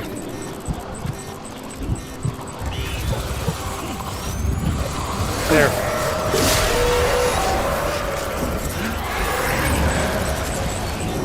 That's a small one. I really... Come on. Come on, come on, come on. Where is it? It's like right here. I can't hold my breath anymore. Oh, I'm screwed.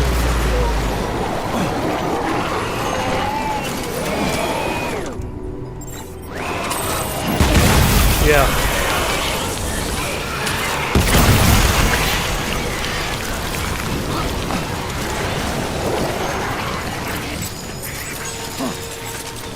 Sometimes that's the best option.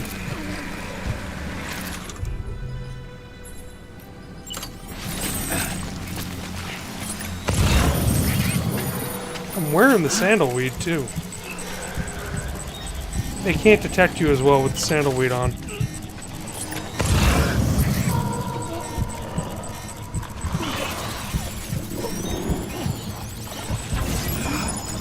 There. I used my ridiculous...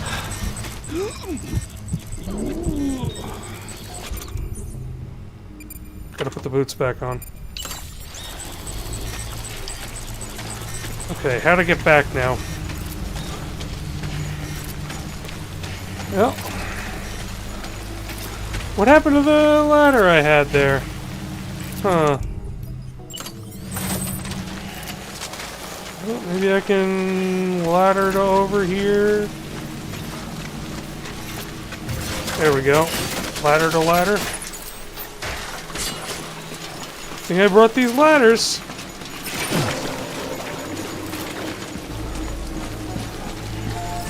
Oh, I just couldn't see it from the other angle. Let's get the hell out of here. So from what yeah, this bridge is going to be here forever now? I guess so. Well, from what I read, we have to go incinerate this thing. We have to take it to the incinerator, which we never... I guess there's Chekhov's gun being fired. The incinerator on this side, we never used. So, we're finally using it. Okay.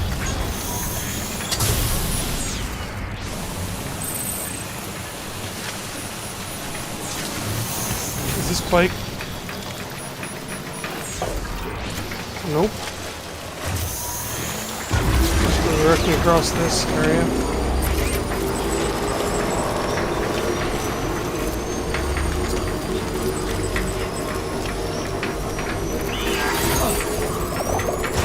one's almost out of battery. How far are we from civilization? Not terribly far. Might be able to make it there.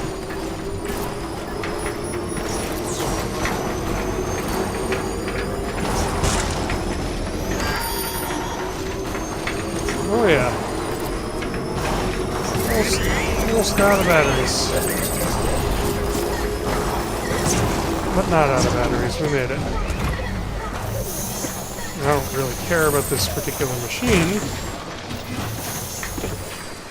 Okay. I can just pull up another vehicle. Somebody's online, Roadster should do the trick.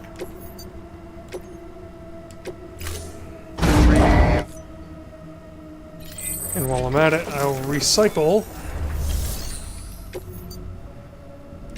the metals. Just put them into this storehouse. That's why I don't recycle. Every time I see this creepy ass. Why did they not switch this at that point? At this point, why not have Die Hardman switch it?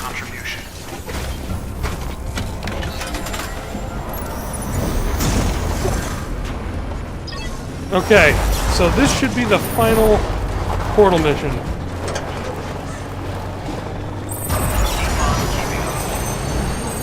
We're not too far away from the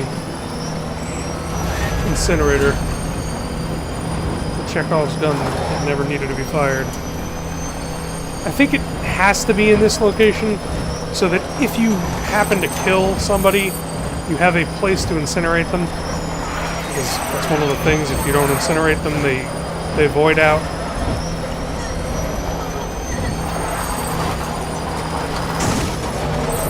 Whoa!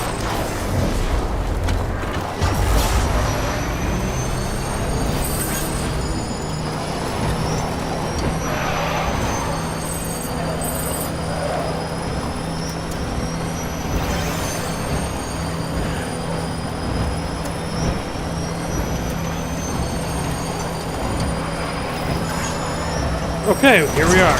Whoa. Can't believe the cube's not begging not to be incinerated.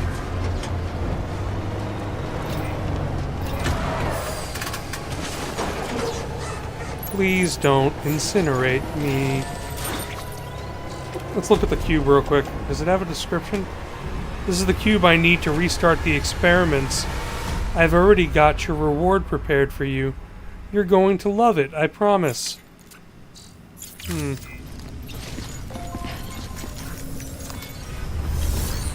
Cremate, the final companion cube. Can be cremated.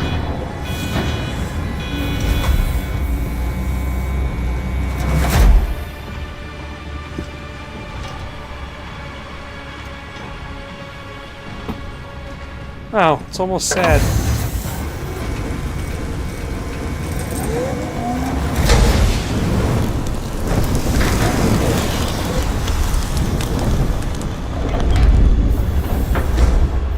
Okay, it didn't scream.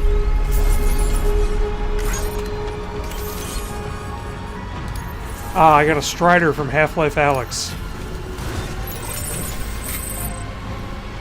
And I got a piece of mail. You put a stop to the experiments. I heard you managed to cremate that cube. Nice work. Sam, you saved the day once again. We should be out of the woods for now. But I, for one, still have a lot of questions, like, what the hell was that thing anyway? What was up with all those mails marked with... And what kind of experiment? And then you killed me. Yeah, and then you killed me and threw each piece into a fire. But even though it burned, it hurt, I was so happy for you. And just what kind of experiments was our imposter going on about? Well, I guess the only thing we know for sure is that it's a damn good thing you put a stop to them. We live to fight another day, and it's all because of you, Sam, our great deliverer. I still don't even believe that these emails that I'm getting are from them anymore. This was all part of the test. I played right into GLaDOS' hands. I said the word. It hasn't been confirmed yet. Oh, there's orange truck. So I think we have... Oh, no, mail received from GLaDOS. Oh, boy. Thank you, Sam. Thank you, Sam Porter Bridges. I'm no longer in your world, so perhaps you won't receive this email. However, if you do, I want you to know that I am grateful. You helped me awaken to the truth that this wasn't my world. The endless pursuit of science is my purpose, but if I had resumed those particular experiments while there, the results would have been unpredictable and possibly catastrophic. Worlds are governed by logical principles. Worlds where these principles are compromised tend not to last long. Take yours, for example, where the dead mingle with the living. Fortunately, by disposing of that cube, you helped my Ka return to my world. Now I'm home, and I'm still alive. Well done, Sam. Well done. I'd like to give you one last gift. A memento to mark the time I spent in your world. It's a Strider hologram.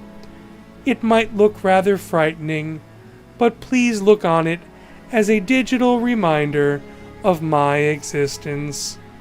I hope we get to meet again someday, Sam. We'll have tea and cake. It'll be lovely. So I think that's it. I think we've finished the Half-Life quests. I don't see where we go from there. Stretch my legs. So that's good news. So, what I promised from the very beginning. We have interviews to read. Let's see what is new. Let me... Oh, well, this is new because I haven't even read it. Bridget's necklace. I remember it like it was yesterday. I was nervous as hell. This is from Die Hardman. But unlike the high I felt when I first went into combat years before, a nameless grunt stumbling around surrounded by vets who'd seen it all before, not that I'd stayed nameless for long, turned out I was a born survivor. And before I knew it, I earned myself a reputation and an audience with President Bridget Strand, several months after her inauguration. She looked me straight in the eye and told me that from that day on I answered to her. We were going to rebuild America together, she said. It may sound daunting and intimidating, but well, hold on. I'm going to turn this music down a little bit. I'm going to find something a little bit less upbeat. This'll do. Well, yeah. This always does. That's the thing. Hold on. Bridget's necklace.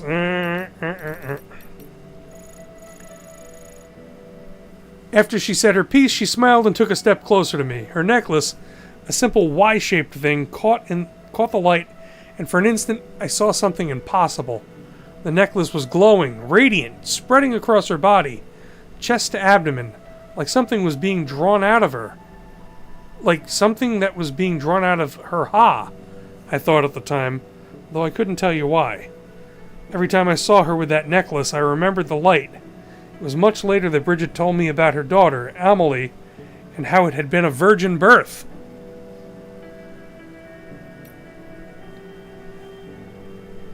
Here's 2 Die Hardman's confession.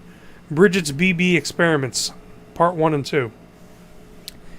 As Deadman established in the course of his independent inquiries, the BB experiments were classified and carried out in an atmosphere of great secrecy. Deadman also asserts, correctly, that BBs were recognized as both media for chiral communications and as, essentially, human sacrifices. Bridges 1 was issued BB pods, some of which found their way into the hands of terrorists out west, who adapted the technology for their own ends. This is further evidenced by the fact that the pods currently in use by the terrorists are identical to those issued to Bridges 1 members. We can only assume they were stolen. In any event, the true nature of BBs remained a closely guarded secret that we could not and would not disclose to anyone. This was the case from the very beginning, which is why, following the Death Stranding, government officials not in the know were certain that it was an act of terror. The actual cause, of course, was a cesarean section performed on a brain-dead pregnant woman. As you'll have heard, the surgeon who performed the operation saw a BT at the time. Bridget, who had just been inaugurated as president, believed that BBs could be used to prove to everyone that BTs did indeed exist. By dragging this invisible threat into the light, the people might come together again instead of continuing to drift apart. There were terrible risks, she knew, but if America was to behold once more, BTs couldn't remain hidden. If only we knew what would happen when we revealed them to the world. I'm sorry, this is taking a lot out of me. Can we pick it up a little later? Sorry about before, I just needed a break. I'm ready to continue. The BB experiments continued after the Stranding, even though the official line was that they'd been shut down. That's how we came to realize BBs weren't just a means by which we could see BTs. They have the power to connect us to the other side. Power like that could help us make America whole again, surely. That was our thinking at the time, anyway. Not all BBs were created equal, though. One in particular had potential that was off the charts. Yeah, you know which one I'm talking about. It was chosen to serve as the first sacrifice, but I didn't have the stomach to see it through. I couldn't do it, not to his kid. Couldn't forsake that personal connection to save the world, I guess. So I tried to arrange a rescue. I betrayed my president, betrayed my country, and because of me, both Cliff and his BB ended up dead. It must have weighed on Bridget too. How could it not? Why else would she have taken in that little BB who died and came back to life as her own son? Another lie to comfort and console us. But there's no pretending it didn't happen, not after Sam told me about the flashbacks he experienced when hooked up to his own BB. Not after I realized Cliff had returned, realized he wasn't looking for a bridge baby, but his baby, his own flesh and blood. And now you know why I've devoted my life to the UCA. It's the only way I can begin to atone for what I've done. Alright. What became of Deadman? So everyone has a what became of them, basically saying what happened to them after the story. I'm not connected to anyone or anything. Not to my mother or the other side, nothing. All that stuff about how I was created from pluripotent stem cells, that's just a cover story. I actually started life in a womb, albeit an artificial one. A human egg fertilized with human sperm. So far, so natural. But after that, technology took over. Any organs that were absent or lacking, I got from someone else. Huh. So he is... I've often wondered when I was technically born, given all that. The moment of fertilization? The moment I was taken from the incubator? Either way, there was nothing ordinary about it. I came into this world disconnected. No wonder I don't have a beach to call my own. Can you blame me for developing an obsession? After all, without a beach, death really is the end. Game over. Adios. Or so I thought. I've recently discovered that I was mistaken about all of that. Thanks to Lou, I finally got to visit the beach. I may not have my own, but it seems they're not closed to me after all, as long as I'm connected to someone. Huh. The beach is no more than a space between life and death. Lacking one doesn't mean you're not alive. I mean, I'm definitely alive. If anything, not having your own just means that you're already connected to everyone in this world. It's quite the epiphany, and it certainly put a great many worries of mine in perspective. And here's one called Discovering America that I haven't read. Tell me, how much do you know about America? Not much is my guess. After all, it was already a wreck by the time either of us was born. Still, given that the whole purpose of bridges is reconstruction, I thought it'd be a good idea to learn what we're trying to put back together. I imagine that you're aware that America was founded by European settlers, but do you know the name of the very first one?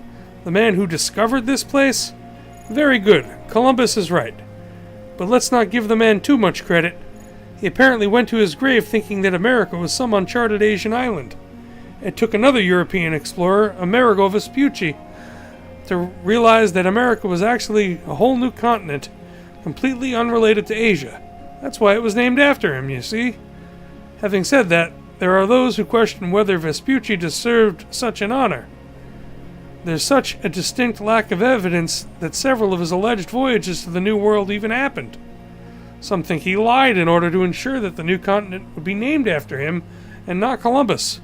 It was a hot topic of scholarly debate for centuries. Can you believe that? If you ask me, though, it doesn't really matter. Neither one of them discovered America anyway. No one did.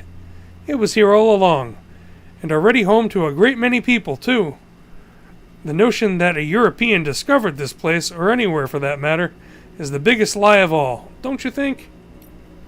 Okay, so now there were a bunch of Hartman ones that we read as we were going through. And there were some that we didn't bother to read. This Hartman just goes on and on and on and on and on. Come on, Hartman. Here's one about giant PTs. Giant PTs are the consolidated ka of multiple deceased individuals. As a result, the connection between each individual and their beach is lost, which is why the resulting BT does not manifest an umbilical cord. That's the theory, at any rate. The history of the Odradek. Does the name Sigmund Freud mean anything to you? Freud formulated one of his most famous theories after observing his grandson playing with a spool of thread. The boy would throw the spool under the bed, thus ensuring that he could not see it anymore. He would then wind the thread in his hand, gradually drawing the spool back towards him until it became visible again. He repeated this process several times. It was apparently a game that he played whenever his mother was elsewhere. Freud proposed that the process of concealing and rediscovering the spool was a coping mechanism, a way in which the boy could put his mind at ease. You see, the boy was in control of the spool. He could make it disappear and reappear at will. This helped him to comprehend his mother's absence not as something sudden or irrational, but as something controlled and therefore not a cause for concern. A novelist, Franz Kafka, later coined a term for this spool of thread, Odradek. However, he conceived of it as an object capable of speech and autonomous movement, a mysterious being neither alive nor dead. The Odradeks we use are perhaps not so different. These interfaces through which we experience our BB's perception of their surroundings are not unlike spools of thread, a connection between our world and the other side. The living and the dead, human and BB. And BTs come in all shapes and sizes, near-death experiences, cave paintings and stencils. I mean, this is talking about the umbilical cords on the cave paintings, BTs and void outs.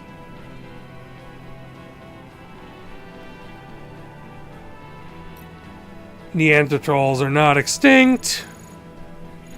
The Neanderthals who had actually had larger brains than the Homo sapiens also fashioned tools of their own, but these were crude in comparison, etc., etc. Homo sapiens, meanwhile, conceived religion with which large numbers of individuals could be bound together in service to a common cause by creating what can be... This is not necessary to read. But history holds another intriguing lesson. Homo sapiens did not disdain Neanderthals. The two species even intermingled on occasion. Our DNA retains vestiges of our ancient cousins even now. So you see, while a species itself may disappear, its genetic legacy may yet endure. It's interesting to note that because that was one of the great extinctions that they were talking about, and yet the genetic, well, Metal Gear would have something to say about passing on one's genes. Hartman's theories of evolution.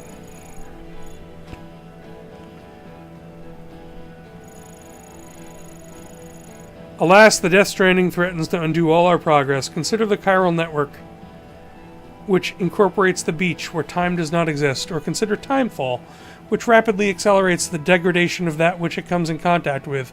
How can our sense of time, honed over millions of years, remain intact when we must cope with such irrational phenomena? Yet that is the tip of the proverbial iceberg. We are growing apart, retreating into isolation, gradually losing our place within society. I would even go so far as to say our conceptions of reality are under threat. How could they not be when our very eyes deny the invisible BT that stands before us? The Stranding has warped our consciousness in every sense. If the evolution of life on Earth is indeed akin to the evolution of consciousness, then what is happening now is undeniably a regression, is it not? There is one caveat, of course. Some of us are now far more aware of death than we ever were. That is what Dooms has given us. For me, therefore, Dooms is not merely a biological change. I prefer to think of it as the means by which I have achieved a new form of consciousness. Furthermore, I hope and I believe this new awareness of the other side is humanity's trump card. Okay, so the other thing that we got, what became of Hartman? Countless trips to the beach, every single day, each spent searching in vain for my wife and daughter. Such has been my existence, my fate, if you will. After all, if each person's beach is their own, then it stands to reason that the worlds of each of us inhabit posthumously are also unique. If that is the case, then even death shall not reunite me with my family. That is why I must search the beach. Let me take a drink. This is what reading all these does to me. That is why I must search beach after beach after beach for any trace, any clue, anything that might lead me back to them. Death is not the end, after all, and the past is never dead. Indeed, it's not even past. I have decided to give up my quest, for I have come to realize it will change nothing. I must move on with my life, and as a matter of fact, I already have. I've met someone. Her name is Samantha Spade. I call her Sam. A spirited Hispanic woman. You can imagine how frustrating it is to live in 21-minute intervals. Speaking of which, we have an ageless president 1 week after Sam's return. There's one rather trivial question that has caused me a great deal of consternation. Bridget was verging on the elderly, yet her appearance was that of someone much, much younger. Indeed, she remained remarkably youthful until her cancer began to take its toll. Sam has a photograph of Bridget only 10 years ago, in which she looks like a young woman.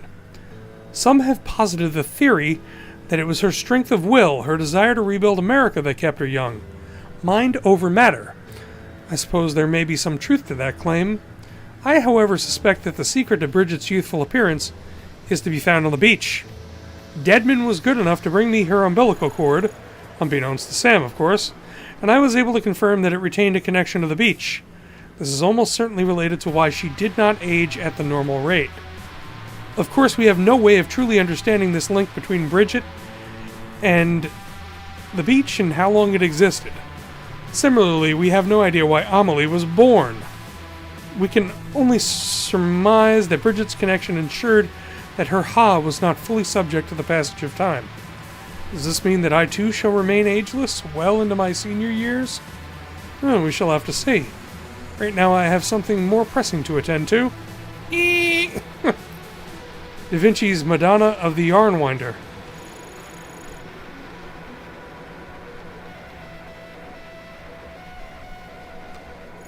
Let's read this. Leonardo da Vinci, that most gifted of Renaissance polymaths, once conceived of a composition that would come to be known as the Madonna dei Fusi, or the Madonna of the Yarn Winder. In it, Mary cradles the infant Christ in her arms, while he stares rapt at a spindle onto which thread is wound, a spindle shaped like a cross. His mother seems more than a little perturbed. Did she perhaps have a premonition that her son would be sacrificed for the salvation of mankind? Me, I like to think of the spindle with which the Grecian fates determined the destiny of man. In ancient tales, the length of the thread dictated the lifespan of the individual in question. Of the three sisters, It was Clotho who unwound the thread, Lachesis who measured the length, and Atropos who, at the appointed hour, made the final cut. I need another drink. If Mary did know the fate that was to befall Christ, might she have intervened?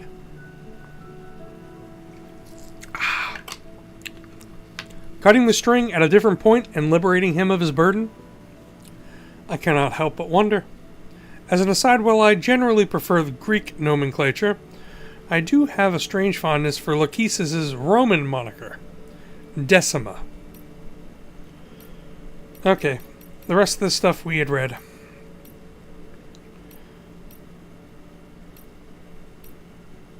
Here's the new one for Lochna/Mama. What became of Mellingen and Lochna? We'd forgotten all about our dream of going into space. It was a dream from earlier, simpler time.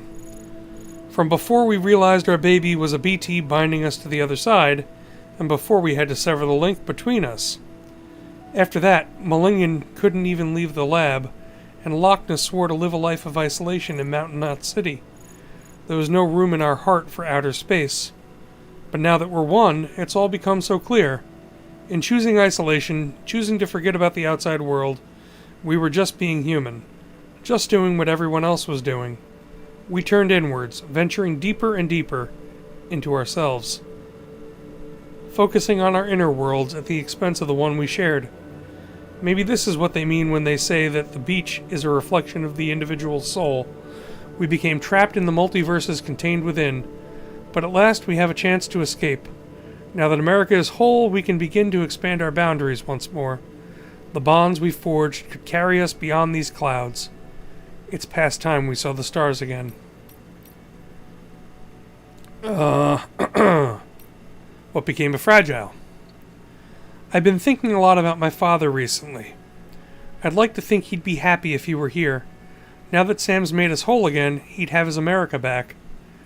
Not that things are perfect, far from it. The Death Stranding's still a thing, and people aren't free to go where they please.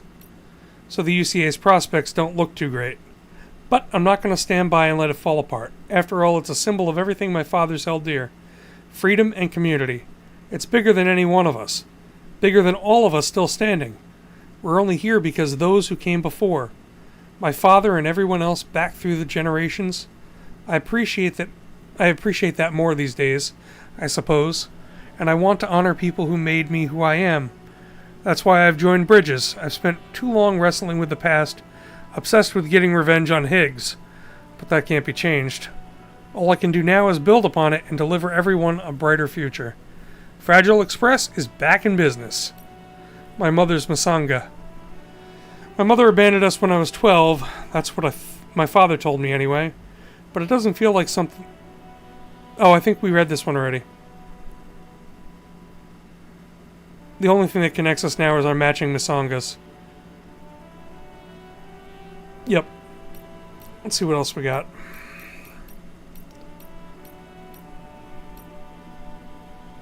The President's Ghost 1 and 2 were not all that interesting, but they were talking about how people were seeing a younger version of the president hanging around, and that's when she came up with the story that her daughter had locked-in syndrome, etc., etc., etc.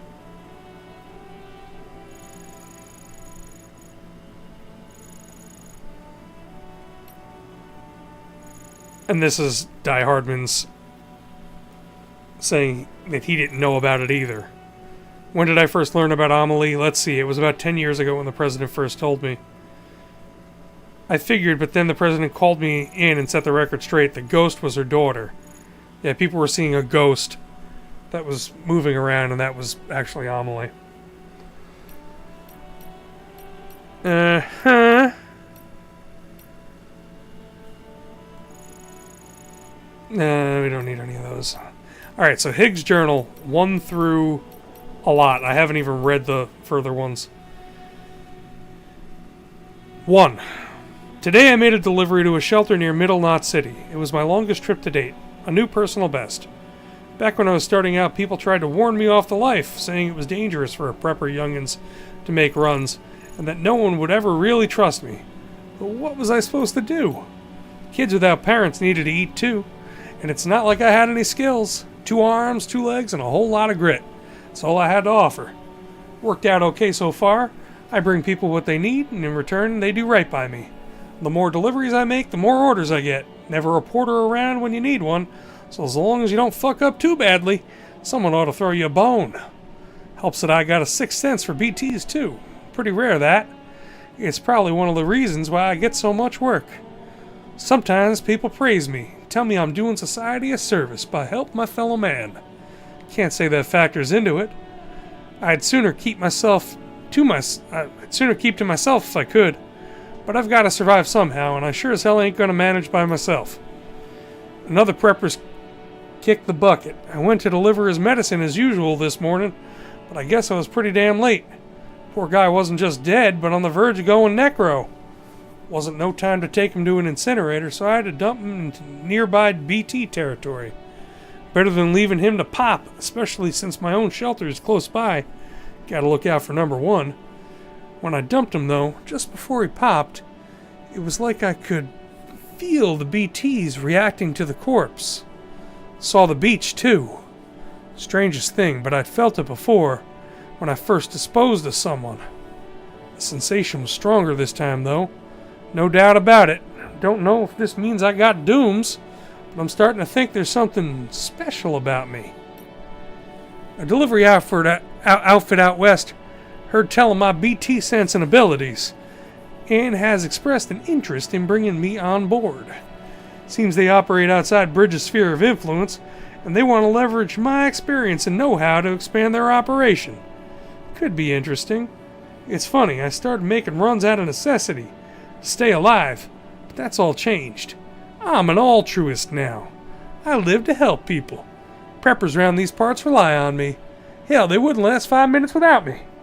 What would my daddy say if he could see me now, He taught me man's his own keeper, but here I am, part of a community, working with other people, bringing the world together. Daddy always told me that wide, wide world was dangerous, that we had to stay in our shelter, spend our whole life there, die there.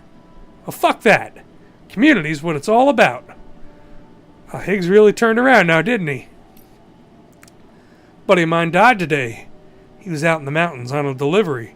It was so goddamn foggy, I guess he lost sight of the trail. He called me, asking for help. Then the line went dead. I saw the void out from here. Nearly blinded me. Guess he wandered into BT territory.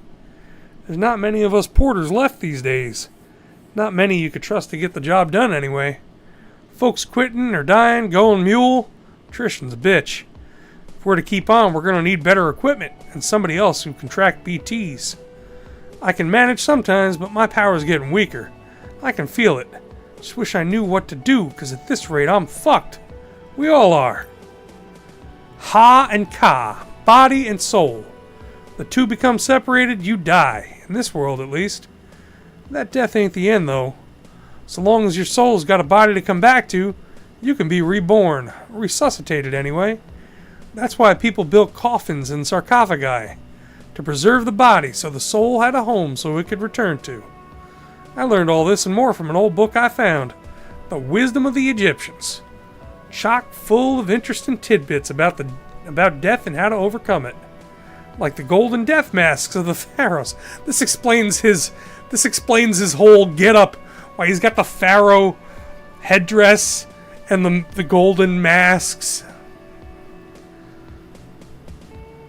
The ones decorated using magical adornments as an indication of the wearer's prestige and power. I tell you what, if we learned anything from the beach, it's that the Egyptians had it all figured out. That's why I decided to give myself a mask. Not a death mask, though. One for the living, for ruling. Today's the last day anyone sees my face. I don't need it anymore.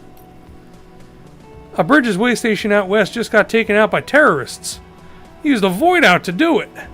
They dumped a corpse nearby and let it go necro, dropping BTs right in people's laps. Word is demons Heard that Bridges was sending an expeditionary force out west to facilitate the reconstruction of America or some such. Guess they didn't take too kindly to that. Terrorists, separatists, isolationists, all these folks claim America is coming for their freedom. That's the old guard wants to put them in chains, make the individual subservient to the collective. They ask what's in it all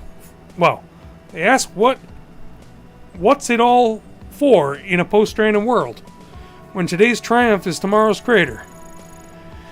Daddy used to sprout the same old tired lines. Said America never did nothing for nobody. That's why we took to living in a shelter. Better down in a hole than out there under their thumb. Yeah, he was a real saint, my daddy. Tried to run a few times, but he'd just drag me back inside, kicking and screaming, where he'd put those heavy hands of his to work and remind me what had happened if I disrespected his authority. That's love, isn't it? His way of looking after an orphan child he raised as his own. He was only trying to protect me from the evils of the outside world. I owe him my life, and my powers, too. First time I ever sensed a BT was when I held him, moments before he went necro. Just like when I dumped that prepper's body, my daddy showed me that corpses are precious, powerful things. They're so much more than bombs. Terrorists ought to treat them with proper respect. I've had us team up with a bunch of porters who service the central part of this country. Had to be done. The writing was on the wall from my crew out otherwise. And guess what? Their leaders got dooms. I got a feeling we're going to be good friends. Demons and terrorists have been getting more aggressive ever since the Bridges expedition team sent out. As if BTs and mules weren't enough, now we got to keep our eyes peeled for those assholes when we're making runs. All the more reason we've got to come together, get organized. Me and my new partner. We've been talking about consolidating our operations so we can cover the whole continent. If we do, I suppose that'd make us like the UCA in some respects. Different structure and methods, but similar ideology. A deep and abiding belief in the importance of community. Oh, he really changed. But the devil's in the details, isn't it?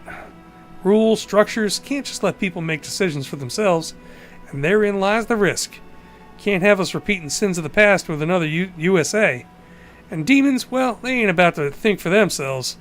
At the end of the day, a community needs a strong leader, and God's honest truth is that I'm the only one cut out for it.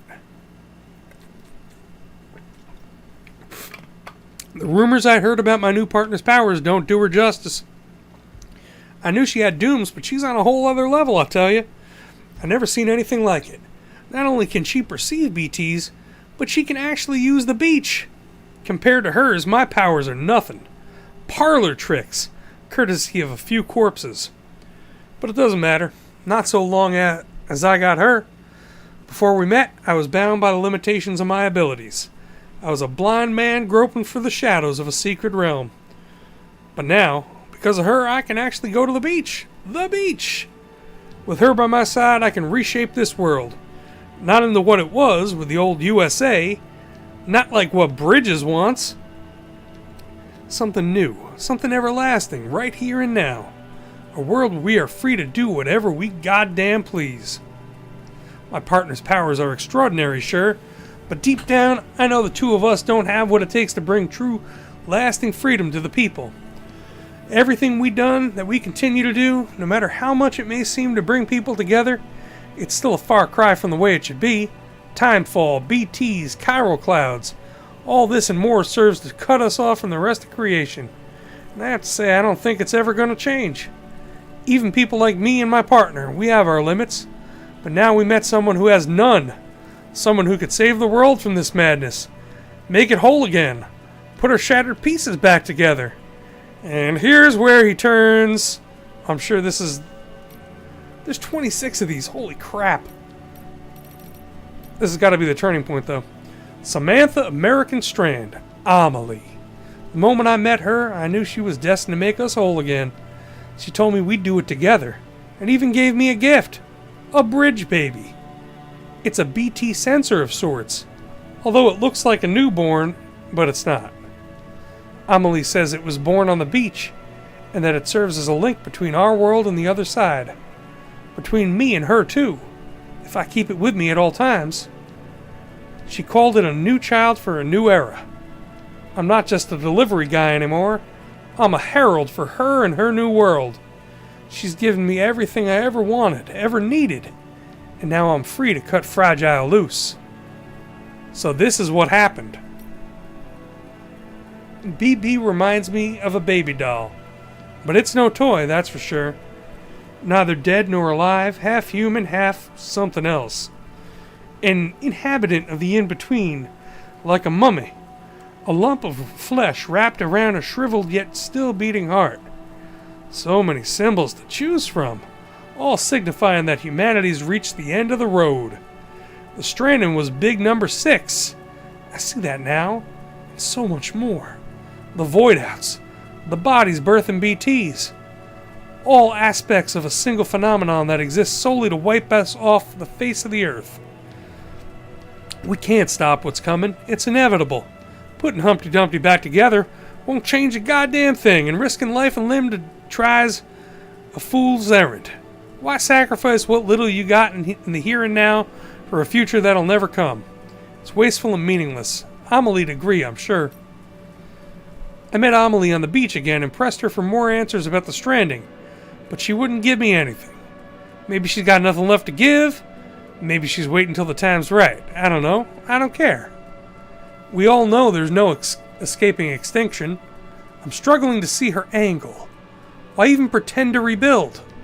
Why rail against the inevitable? If there's another layer to this, I can't work it out. I'm getting sick and tired of trying. If she's not going to let me in on her plans, I'm going to have to assume the worst and take matters into my own hands. Give humanity the coup de grace myself. Just need the power to do it. Dear Diary, today I nuked Middle Knot City. Wiped it clean off the map. Didn't carry the bomb myself, of course. Fragile did the honors. Delivered my mercy to the people like a good little porter. I'm sure she's surprised, but she shouldn't be. Death and destruction are part and parcel of the human condition, and bringing people together only exacerbates that. Be careful what you wish for, eh? It's like when our ancestors came from the old world to the new and brought their old world diseases with them. Natives had no immunity and over half died in the blink of an eye. Bam! And we've only come up with better, more effective ways of killing ever since. The network's just another means of hastening the end.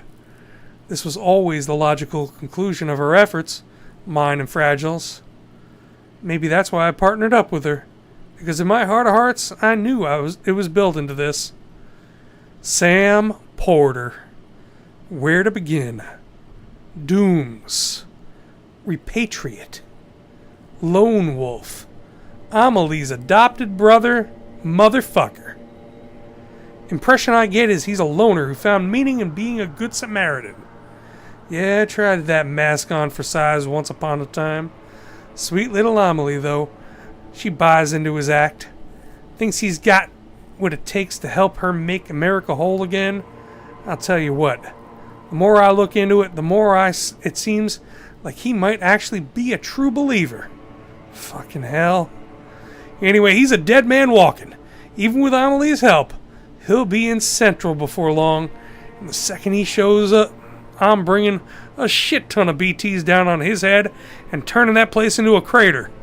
Then it's bye-bye Sammy Porter. Bye-bye Bridges HQ. Bye-bye Expedition Team.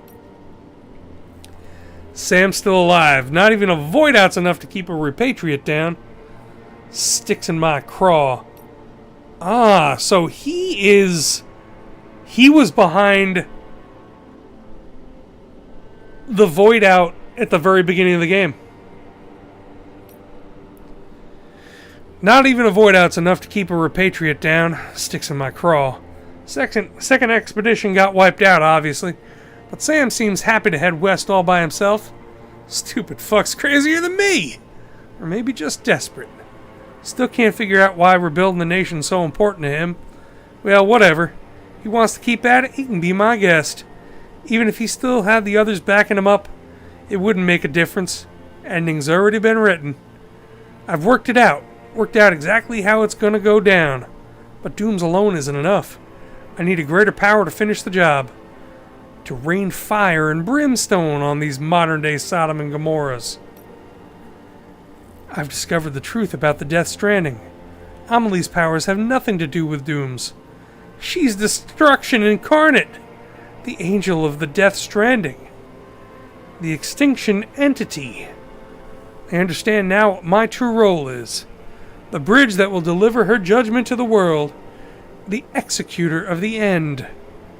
No one knows, not even Sam, but they will. Sam's arrived in Port Knot City with Fragile to boot. Think I'll meet them there and bring a BT or two along for the ride. It's past time I showed Bridges how powerful I become. Come one, come all. We'll have ourselves an annihilation party. And when it's over, there'll be no one left to come between me and Amelie and the end of the world. God damn, is Sammy boy stubborn. Just ain't the quitting type. Seems it's rubbing off on Amelie, too. Girl's trying to fight her true nature. Flip the script. For all the good it'll do her. What difference does it make if it ends tomorrow or 1,000,000 years from now? This planet's 4.6 billion years old, and the universe, God only knows. Humanity's entire history is a blip on that timescale. What's the fucking point of fighting for a fraction longer? Anyway, Sam and Fragile made it to Lake Knot City, which is just as well. I reckon my old partner's due for a stroll down memory lane, a saunter through the crater she carved out with that nuke of mine. Come to think of it, maybe Sam ought to walk it with her. Yeah, I think I'll have him make a special delivery for me. Well, shit. Sam and Fragile managed to dispose of my nuke before it went off. They weren't smart enough to see through my disguise, but something must have tipped them off. Probably what I wrote on the tag. I know I should have resisted the temptation, but come on, who the hell reads these oh man, I didn't even read it! It must have said something good. And now he's halfway to the coast. But he's in my neck of the woods now. My boys ain't about to let up. We're gonna make him regret ever fucking with me and mine. Fuck was that storm that sucked up Sam? A supercell or whatever? I hooked up my BB just before I arrived, and it started shaking and blinking and it's gone all sideways. There's something else out there. Something all kinds of fucked up. Don't need a BB to tell me that. I've got Amelie. Fucking finally. She's trapped in Edge Knot City. A horde of BTs all around. She's not going anywhere now. No, I'm gonna take good care of my sweet little angel of death. My extinction entity. We've got plans, me and her. As for you, Sammy boy, you're gonna learn what it means to really suffer. Welcome to the Edge, Sam. You're a real asshole. But I gotta admit, you got grit. You remind me of me. In that regard, and because we share a connection to Amelie. She gave you your dream catcher, me, my Kipu. But you've never seen her face, have you? Never looked her in the eye and seen her for what she truly is. Time to wake up and smell the ashes, Sammy boy. Time for me to tell you, to tell everyone, the truth that hides at the heart of the Stranding. You're gonna love it. I'd go grab some shut-eye at the distro center or whatever, if I were you. We got a showdown coming, and you're gonna want to be fighting fit. Just don't keep me waiting too long, you hear? You're all alone now. You've lost everything. Your mask, her Kipu, the BB doll, gone. You thought you had the power, that you were the one fated to lead them unto extinction. Yet here you are alone. You thought you were in control, that this was your role, your dream, the verge of victory, of oblivion for one and all. Herald, executor, pawn, God particle. God particle? Ha! A stupid name for a stupid goddamn fool. That was your fate, Higgs. Your tale told by an idiot, full of sound and righteous fury, signifying nothing. So this is after we left him there. My first memory is of looking up at the ceiling of our shelter as a baby bawling my eyes out. All of a sudden, the hand of God comes into view, blotting out the steel sky. Daddy lifts me up, not gentle, but not hard. Shouts some stuff. It's all gibberish I can't make heads or tails of. He ain't my real daddy, though. That one died before I was born, and Mama soon after. of disease or something. I don't know. Her brother took me in, whisked me away from that shelter reeking of piss and death, and brought me here. Daddy number 2. He never really took to it. He was an ugly, violent man, full of anger with nowhere to go. Tried to love me in his own way, but I don't know if he ever had it in him. Daddy told me our shelter was our world, and I believed him. I grew up thinking no one but us two existed. Then when I got older, I started asking questions. Simple questions about where the food came from. That kind of thing. Got smacked upside the head for my troubles. But try as he might, he couldn't beat the curiosity out of me. One day I peeked at his monitor. It was the first glimpse I'd ever caught of the outside world. I'd pestered Daddy about it, and you can bet I caught holy hell for it. But I wore him down, and eventually he came clean and admitted there was a whole world out there, soaked to the bone by timefall and overrun by demons that'd eat me up. It occurred to me later that his fear-mongering probably got my mama killed, filling her head with his hysterics about the dead walking the earth and the only safe haven being 6 feet under. My mama entrusted me to her brother, so he had no choice but to raise me the best he could. Say what you will about the man, but he had himself a sense of obligation. He might have even harbored a measure of affection for me. But whatever was in his heart, he expressed with his hands, his fists. Any hopes and dreams he might have had for me, for us, fell by the wayside pretty quick. We slipped into a daily routine of warnings to stay the fuck inside, bookended by beatings to drive the point home. I think sometimes he sincerely believed that was the only way he was going to protect me. But I wasn't about to go on living like that. Can't cage a young boy's spirit. If I'd stayed, I'd have died body and soul. I had to get out. Started hoarding supplies in secret, but he caught on. That was the beginning of the worst beating yet. He was grabbing anything and everything he could within reach to be used as a weapon. Tearing our shelter apart, smashing furniture, all the while wailing like a wounded animal, tears streaming down his face. He pinned me down, tears and spit flying in my face as he blabbered on about me not understanding his pain. His fucking pain. His hands round my neck. Darkness creeping in from the corners. His fucking pain. His fucking pain.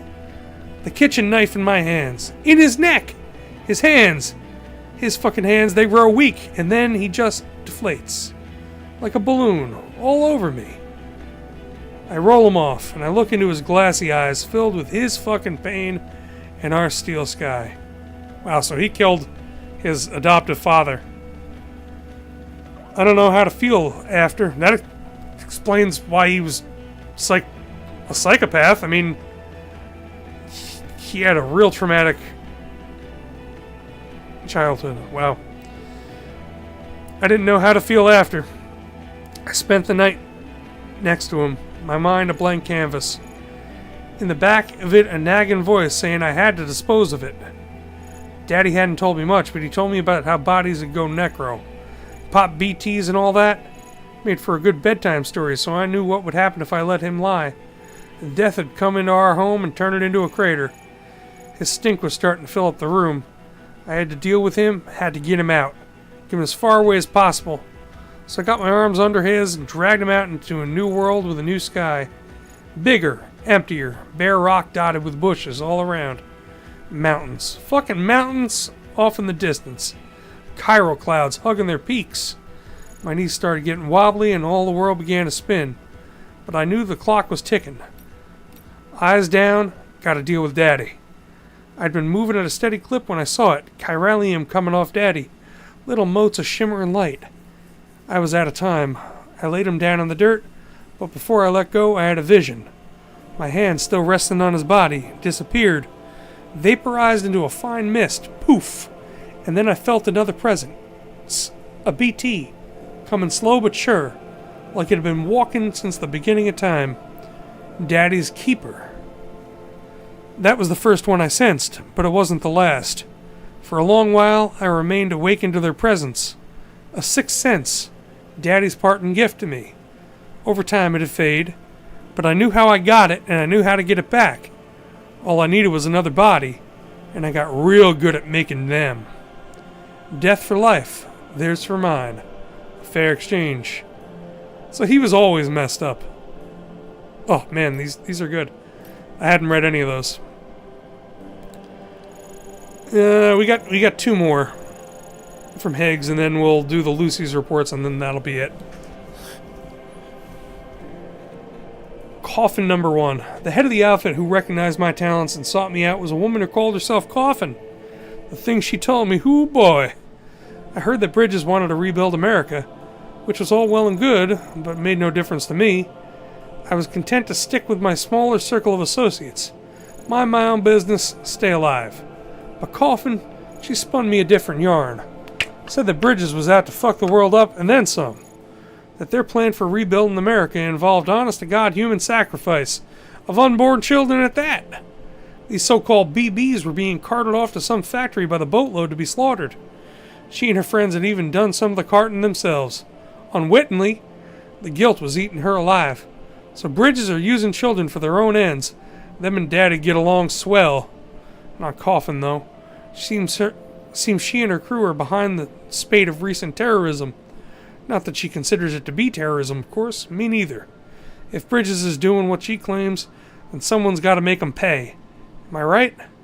Ain't no value in false connection, especially if it comes at a steep cost like that. Some things a man can't abide, so I'll stand with Coffin and follow her lead, even if it's got to be in secret. Coffin gave me a mission. We said our goodbyes and went our separate ways. She took a team and raided the BB factory.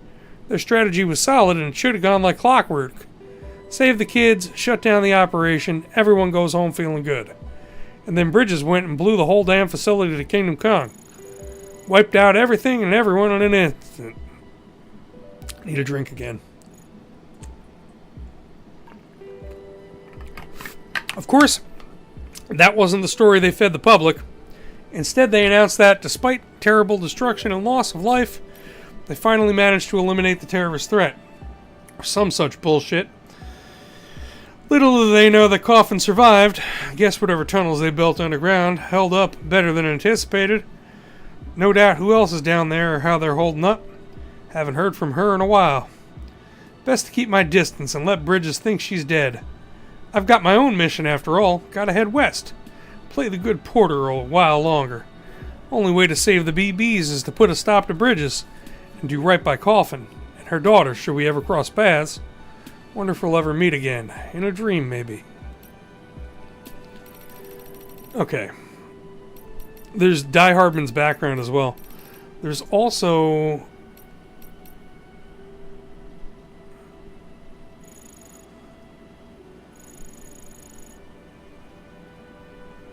Aha. These ones.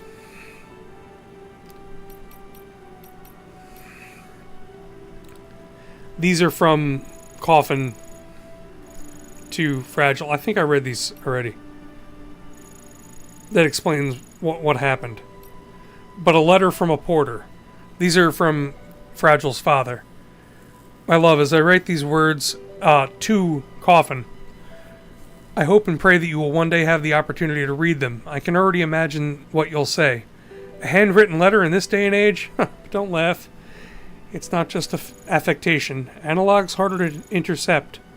I've asked some friends of ours to deliver this letter, and I know they'll make sure it gets to you, wherever you may be. Our little girl's doing well. Sometimes I see you in her eyes, but I try not to let it show when I do. There's no denying she's your daughter, though. She's bright as a button and tough as nails. I once told her how much she was like her mother, to which she smiled and said, I'm like you too, Daddy. I treat people real nice.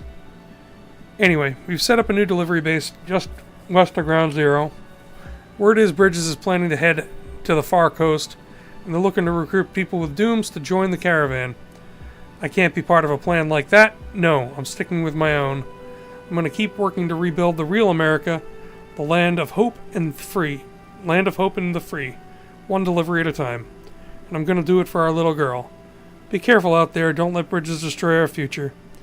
P.S. I've still got the Masanga you gave me. When the time is right, I'll pass it on. I promise you. And then this one. I heard the Bridges facility near Capital Knot City got blown up. The terrorists, that's what they're calling you, were all killed, apparently. I guess that means you won't be reading this letter, yet here I am writing it all the same. You did it, love. You put a stop to the BB program. You may have even helped President Strand find renewed purpose. She's reasserting her authority, claiming she wants to help us rebuild America. And you know what? I believe her. She's nothing like the VP. She's reworking the expedition, proposing a chiral network that could be established without the human cost. She says she can't do it without us. She needs our connections, our expertise. It sounds like the new plan is for her son Sam to lead the expedition. If we're lucky, he's a straight shooter who will help us rebuild America the right way, help us to honor the sacrifice you've made. P.S. Our daughter's grown up to be a fine young woman. Not that there was ever any doubt. Still, I hope knowing that puts your mind at ease.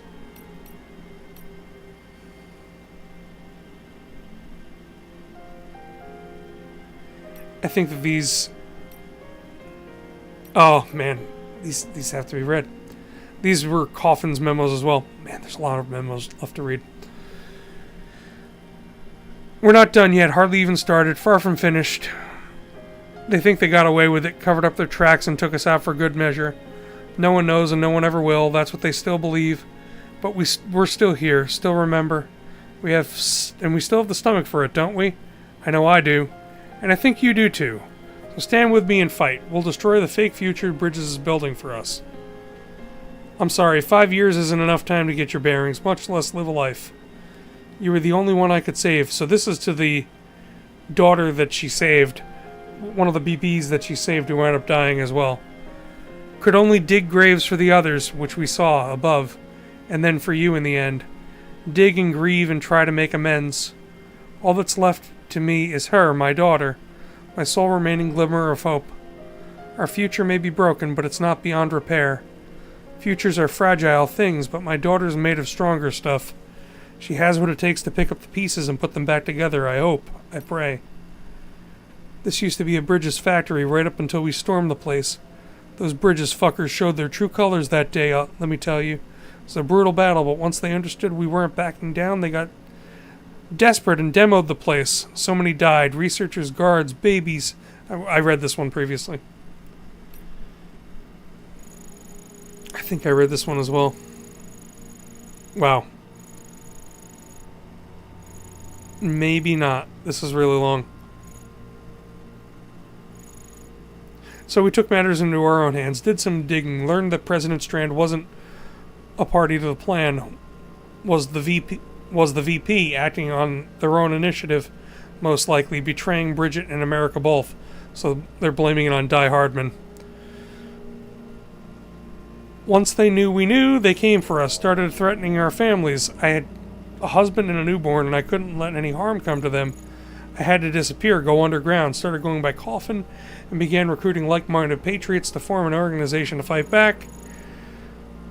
Soon I was training porters, teaching them how to fight and survive. Then one day I hear about this kid, a freelancer with very unique skill set, not Dooms exactly, but something similar, a sixth sense for BTs.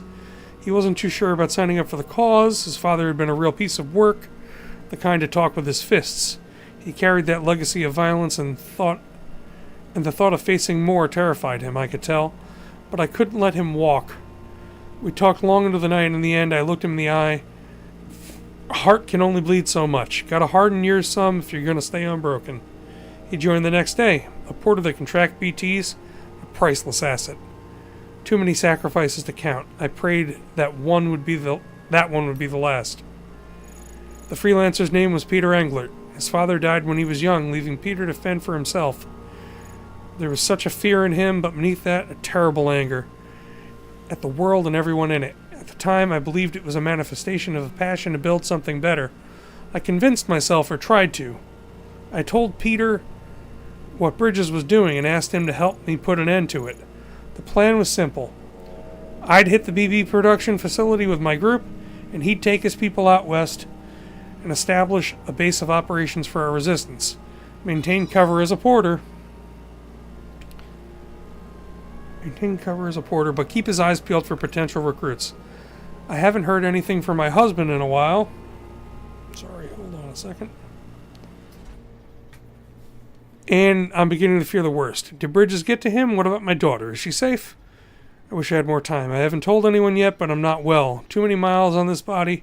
I can feel it breaking down. So little time to stop, Bridges, to make it right. The calls will outlive me. It must. I made Peter promise to keep the flame burning even after my husband and I are gone. I made him promise to look after our daughter, too. She's strong in her own way, but still too fragile for this world. I fear. I pray she doesn't break. I pray a brighter future awaits her, and Peter, too, that poor boy. I think that he definitely knew who Fragile was, and he did it anyway. That makes him even worse.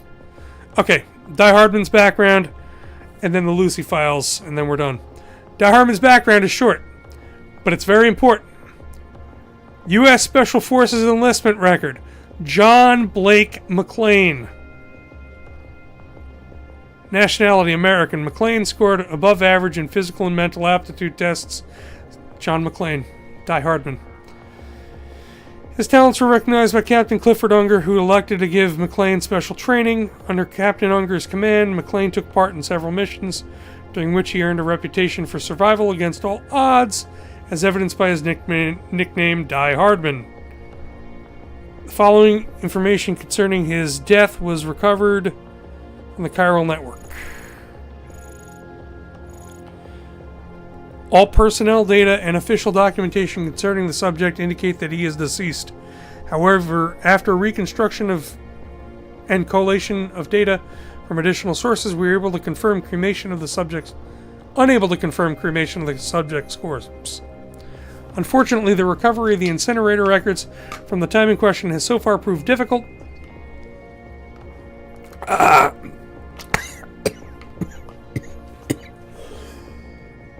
Oh man, that did not help. On account of the incident's proximity to the death stranding. While the possibility that the corpse underwent necrosis is... yeah, okay. Basically, they couldn't prove that he died. He was blamed for the Cliff Unger thing. Just throwing that out there, that's what this more or less says.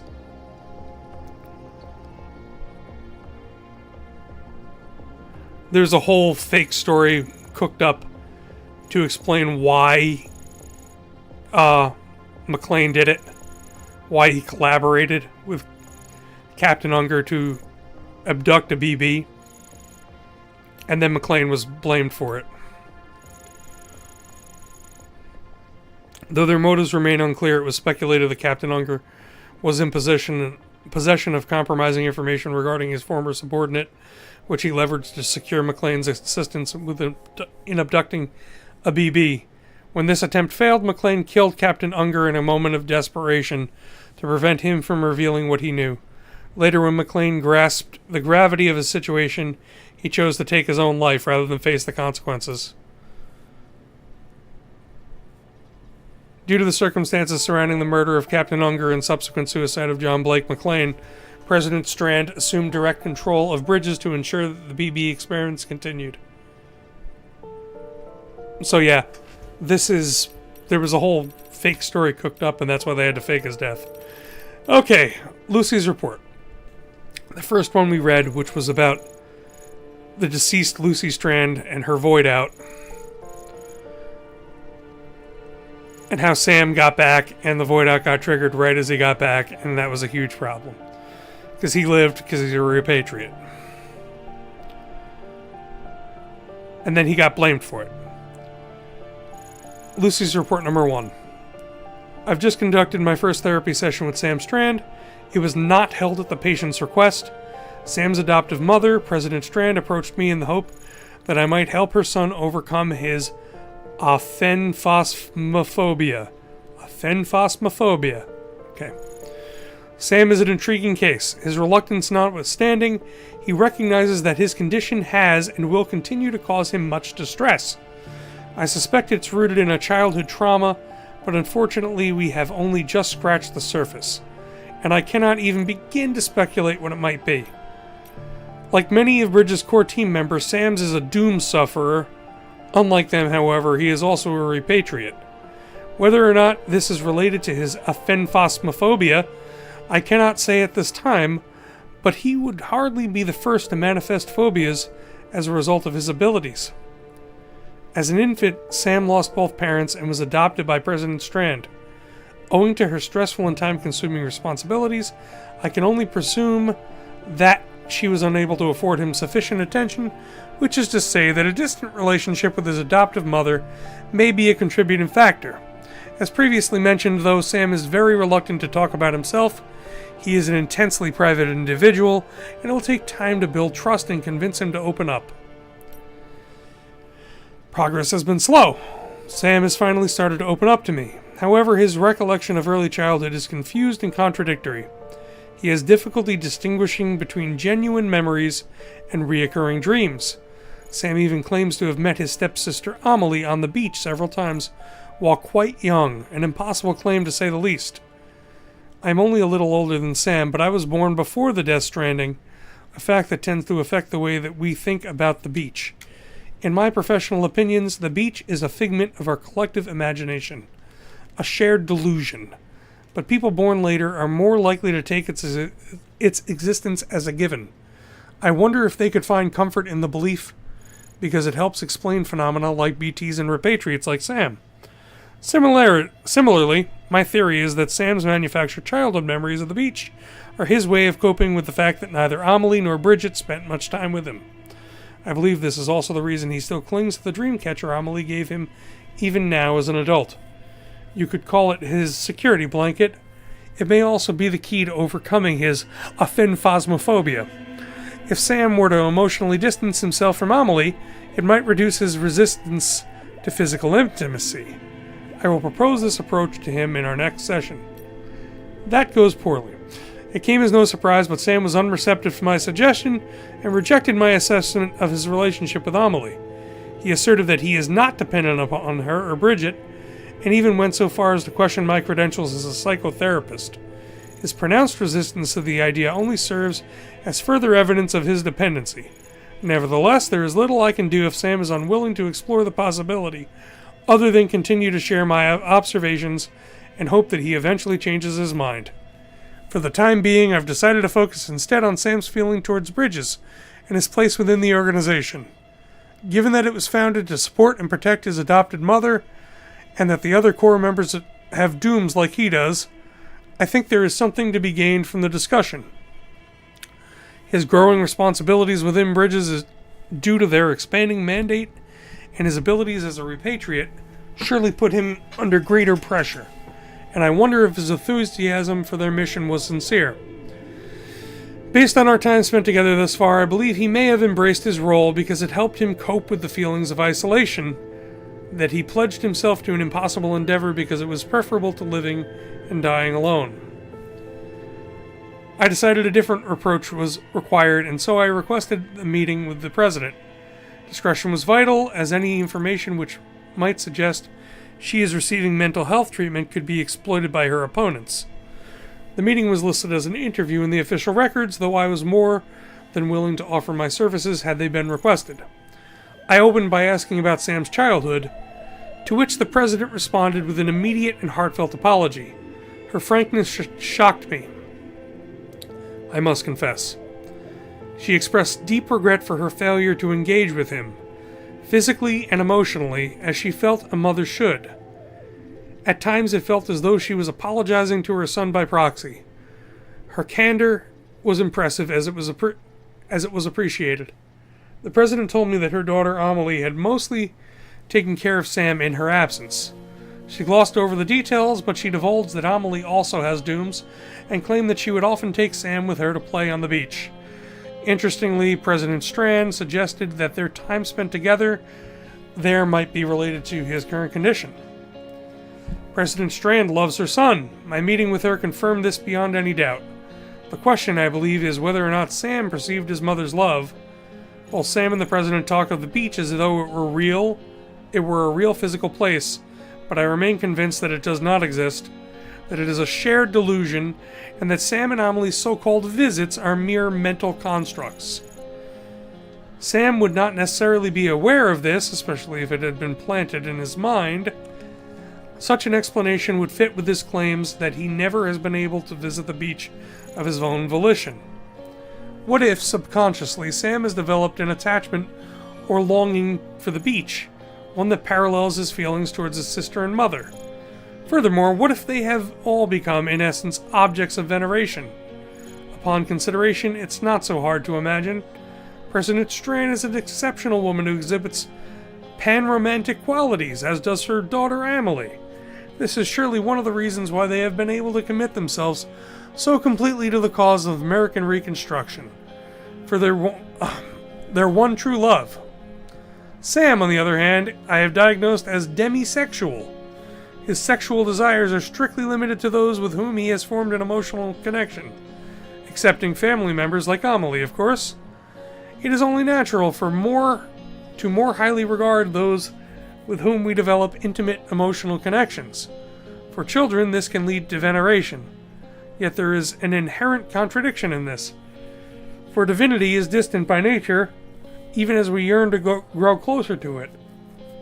I have come to the conclusion that this contradiction is at the root of Sam's aphenphasmophobia. I have decided to share with Sam my working theory regarding his condition. I have prepared for some resistance, but the intensity of his anger was surprising. He glared at me as he reframed my assessment as wild speculation that he had been brainwashed by a cult. It was the first time I'd managed to coax from him such powerful emotional response. While I found it a little frightening, I did my best to remain professional, welcoming the breakthrough. The reduction in the distance between us. That was how I presented myself, but in retrospect, a part of me was delighted by his aggressive response. Sam stated that he is a repatriate. I challenged him and said that repatriation was nothing more than a fiction used to explain the phenomenon of near-death experiences, one that makes use of the equally fictional beach. Emboldened, I pressed him further until I told him to snap out of it, to renounce his fantasies about the other side. For an instant, I thought he might explode in anger again, but instead he grew quiet, and after a long moment rose to his feet and left the room without saying another word. I fear I may have pushed him too hard. Oh God, where to begin? Sam turned up for his appointment today right on time. I remember that he looked calmer than usual, though that might have been wishful thinking. He'd been thinking a lot about our last session and and how it had ended. He said he wished I was right about the beach and what it meant to be a repatriate. Then he approached the time that he appreciated the time we spent together, that I'd spent listening to his stories. And then he pulled out a syringe. He was still so calm, though at that point I sure wasn't. He said it wasn't all in his head and that he could prove it. And then he stuck the needle in his chest. It all happened so fast. I froze in my chair as he went into convulsions, eventually falling out of his seat. I ran to him. Then as he was laying on the floor motionless, I removed the syringe and performed chest compressions. But it was too late. I sat there next to him for what felt like an eternity. And then he opened his eyes and sat up, still wearing that same calm expression. There was another handprint on his arm, a fresh one. Left by the dead, he'd told me before. I'm a repatriate, he said. Every time I die, I get stuck in between, and then come back. He was searching my eyes now, reaching for the words as much as they were struggling to come out. That world won't have me, and neither will this one. I'm only free to come and go when I'm with her, with Amelie. There were tears in his eyes. He looked so lonely, so I started crying too. I'd taken his hand in mine without realizing it, but he didn't pull away. I squeezed and he squeezed back. He needs someone he can be close to be intimate with, someone outside his family, someone who isn't Bridget or Amelie, someone to whom he can reveal the whole of himself, someone whom he'll devote someone who will devote themselves to him, me. I don't remember what I said, but I remember that he nodded, that he smiled, and that we held each other for a long, long time. A few days after the incident in my office, I tendered my resignation, a classic case of counter-transference, the therapist getting emotionally involved with their client, and there was no way my professional pride would permit me to continue working. I felt guilty, of course. There's a permanent shortage of therapists, and many of my clients would struggle to find help elsewhere. But after what happened with Sam, I didn't see any other option. To be honest, I've already come to terms with it. What I'm doing for Sam more than makes up for it.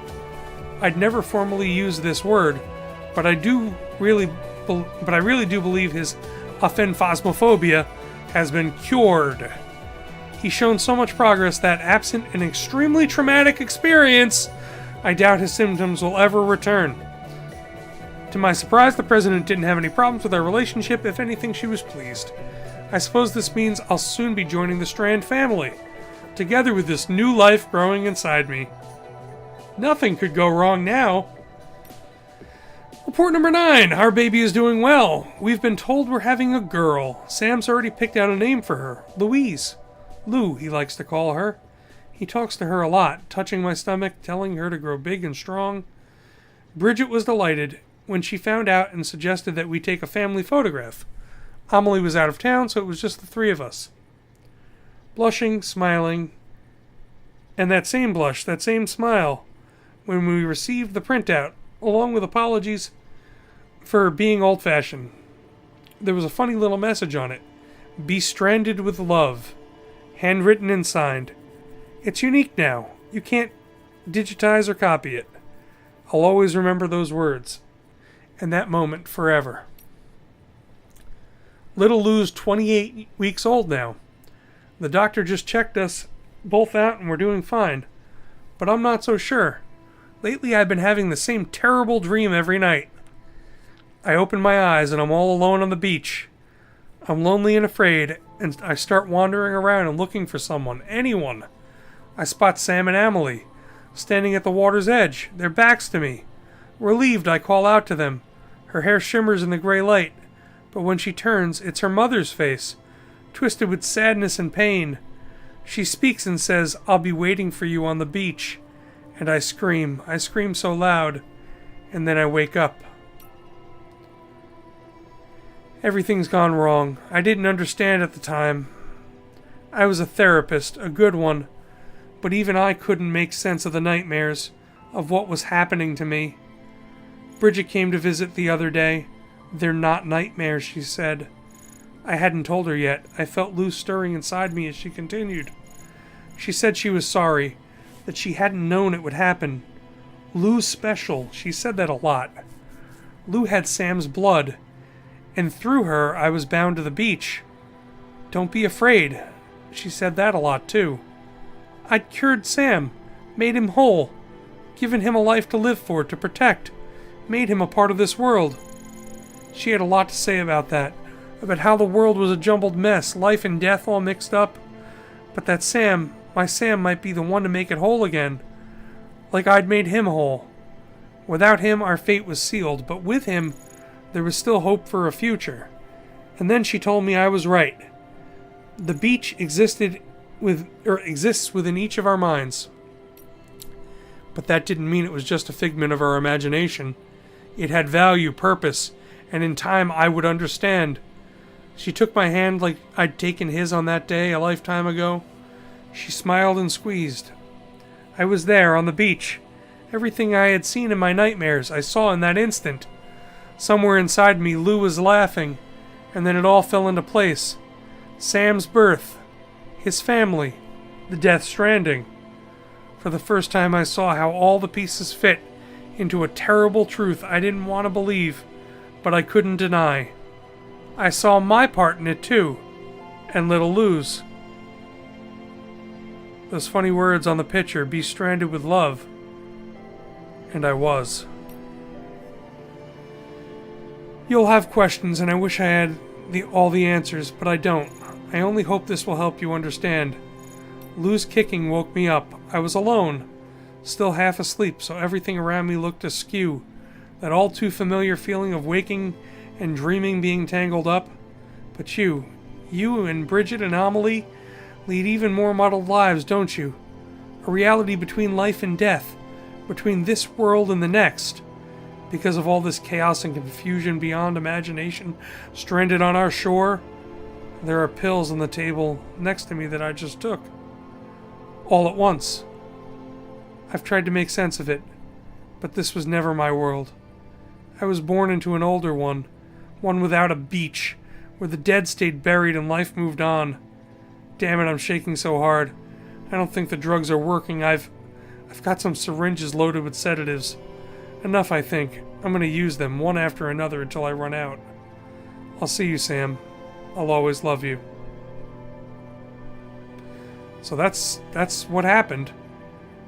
And they don't explicitly state that your BB is that Lou in any of these files. There's a clue, I think, but I guess we'll find this out when I do Death Stranding 2. Little Lou's 28 weeks old now, so this probably has nothing to do with it, but I know that the BB unit that Sam has is BB-28, for what it's worth. Also, she mentions that Lou has a part to play in the whole thing. Her little Lou has a part to play. So, and she saw it. And I doubt that part was just dying. And I think that's all. I've done enough talking, that's for damn sure. Reading the Higgs journals was fun.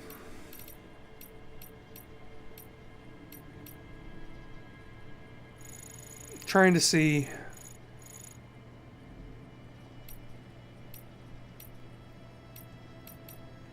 if there's anything in here.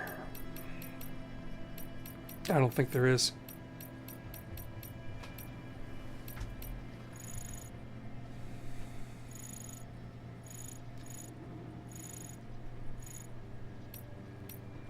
No, I don't think there is. I am going to, that'll be it for Death Stranding. We've done all but the memory chips, and I will get those done on my own. And if anything really cool happens, I'll be sure to let everybody know what it is. But I think that all that's going to happen is I'm going to get a platinum trophy or whatever the hell they call the achievement of achievements for this game, which is the first time I've done that for any game in a long time. Where are we right now? Oh, yeah, we're just standing outside the incinerator. Funny. Let me save. And that'll be it for tonight. And next time, something else. I was prepared to do something else should this have not taken as long as it did, but it wound up taking much longer than I thought that it would. I actually am using my old control because the new control doesn't work with the other thing that I want to do.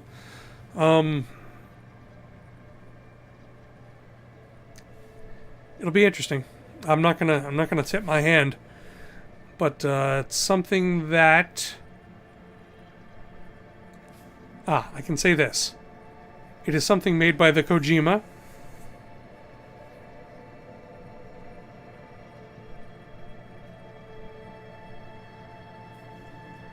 It is something that I mentioned that I hadn't done yet, and that I think that I could get done in 1 or 2 streams, and I might even do it on an off. I might even start it on an off day so we can do something else next week. Just because I really feel like playing this particular game again, and I managed to get it working just before this stream, thinking that maybe this would turn into that, but it did not. That being said, till next time.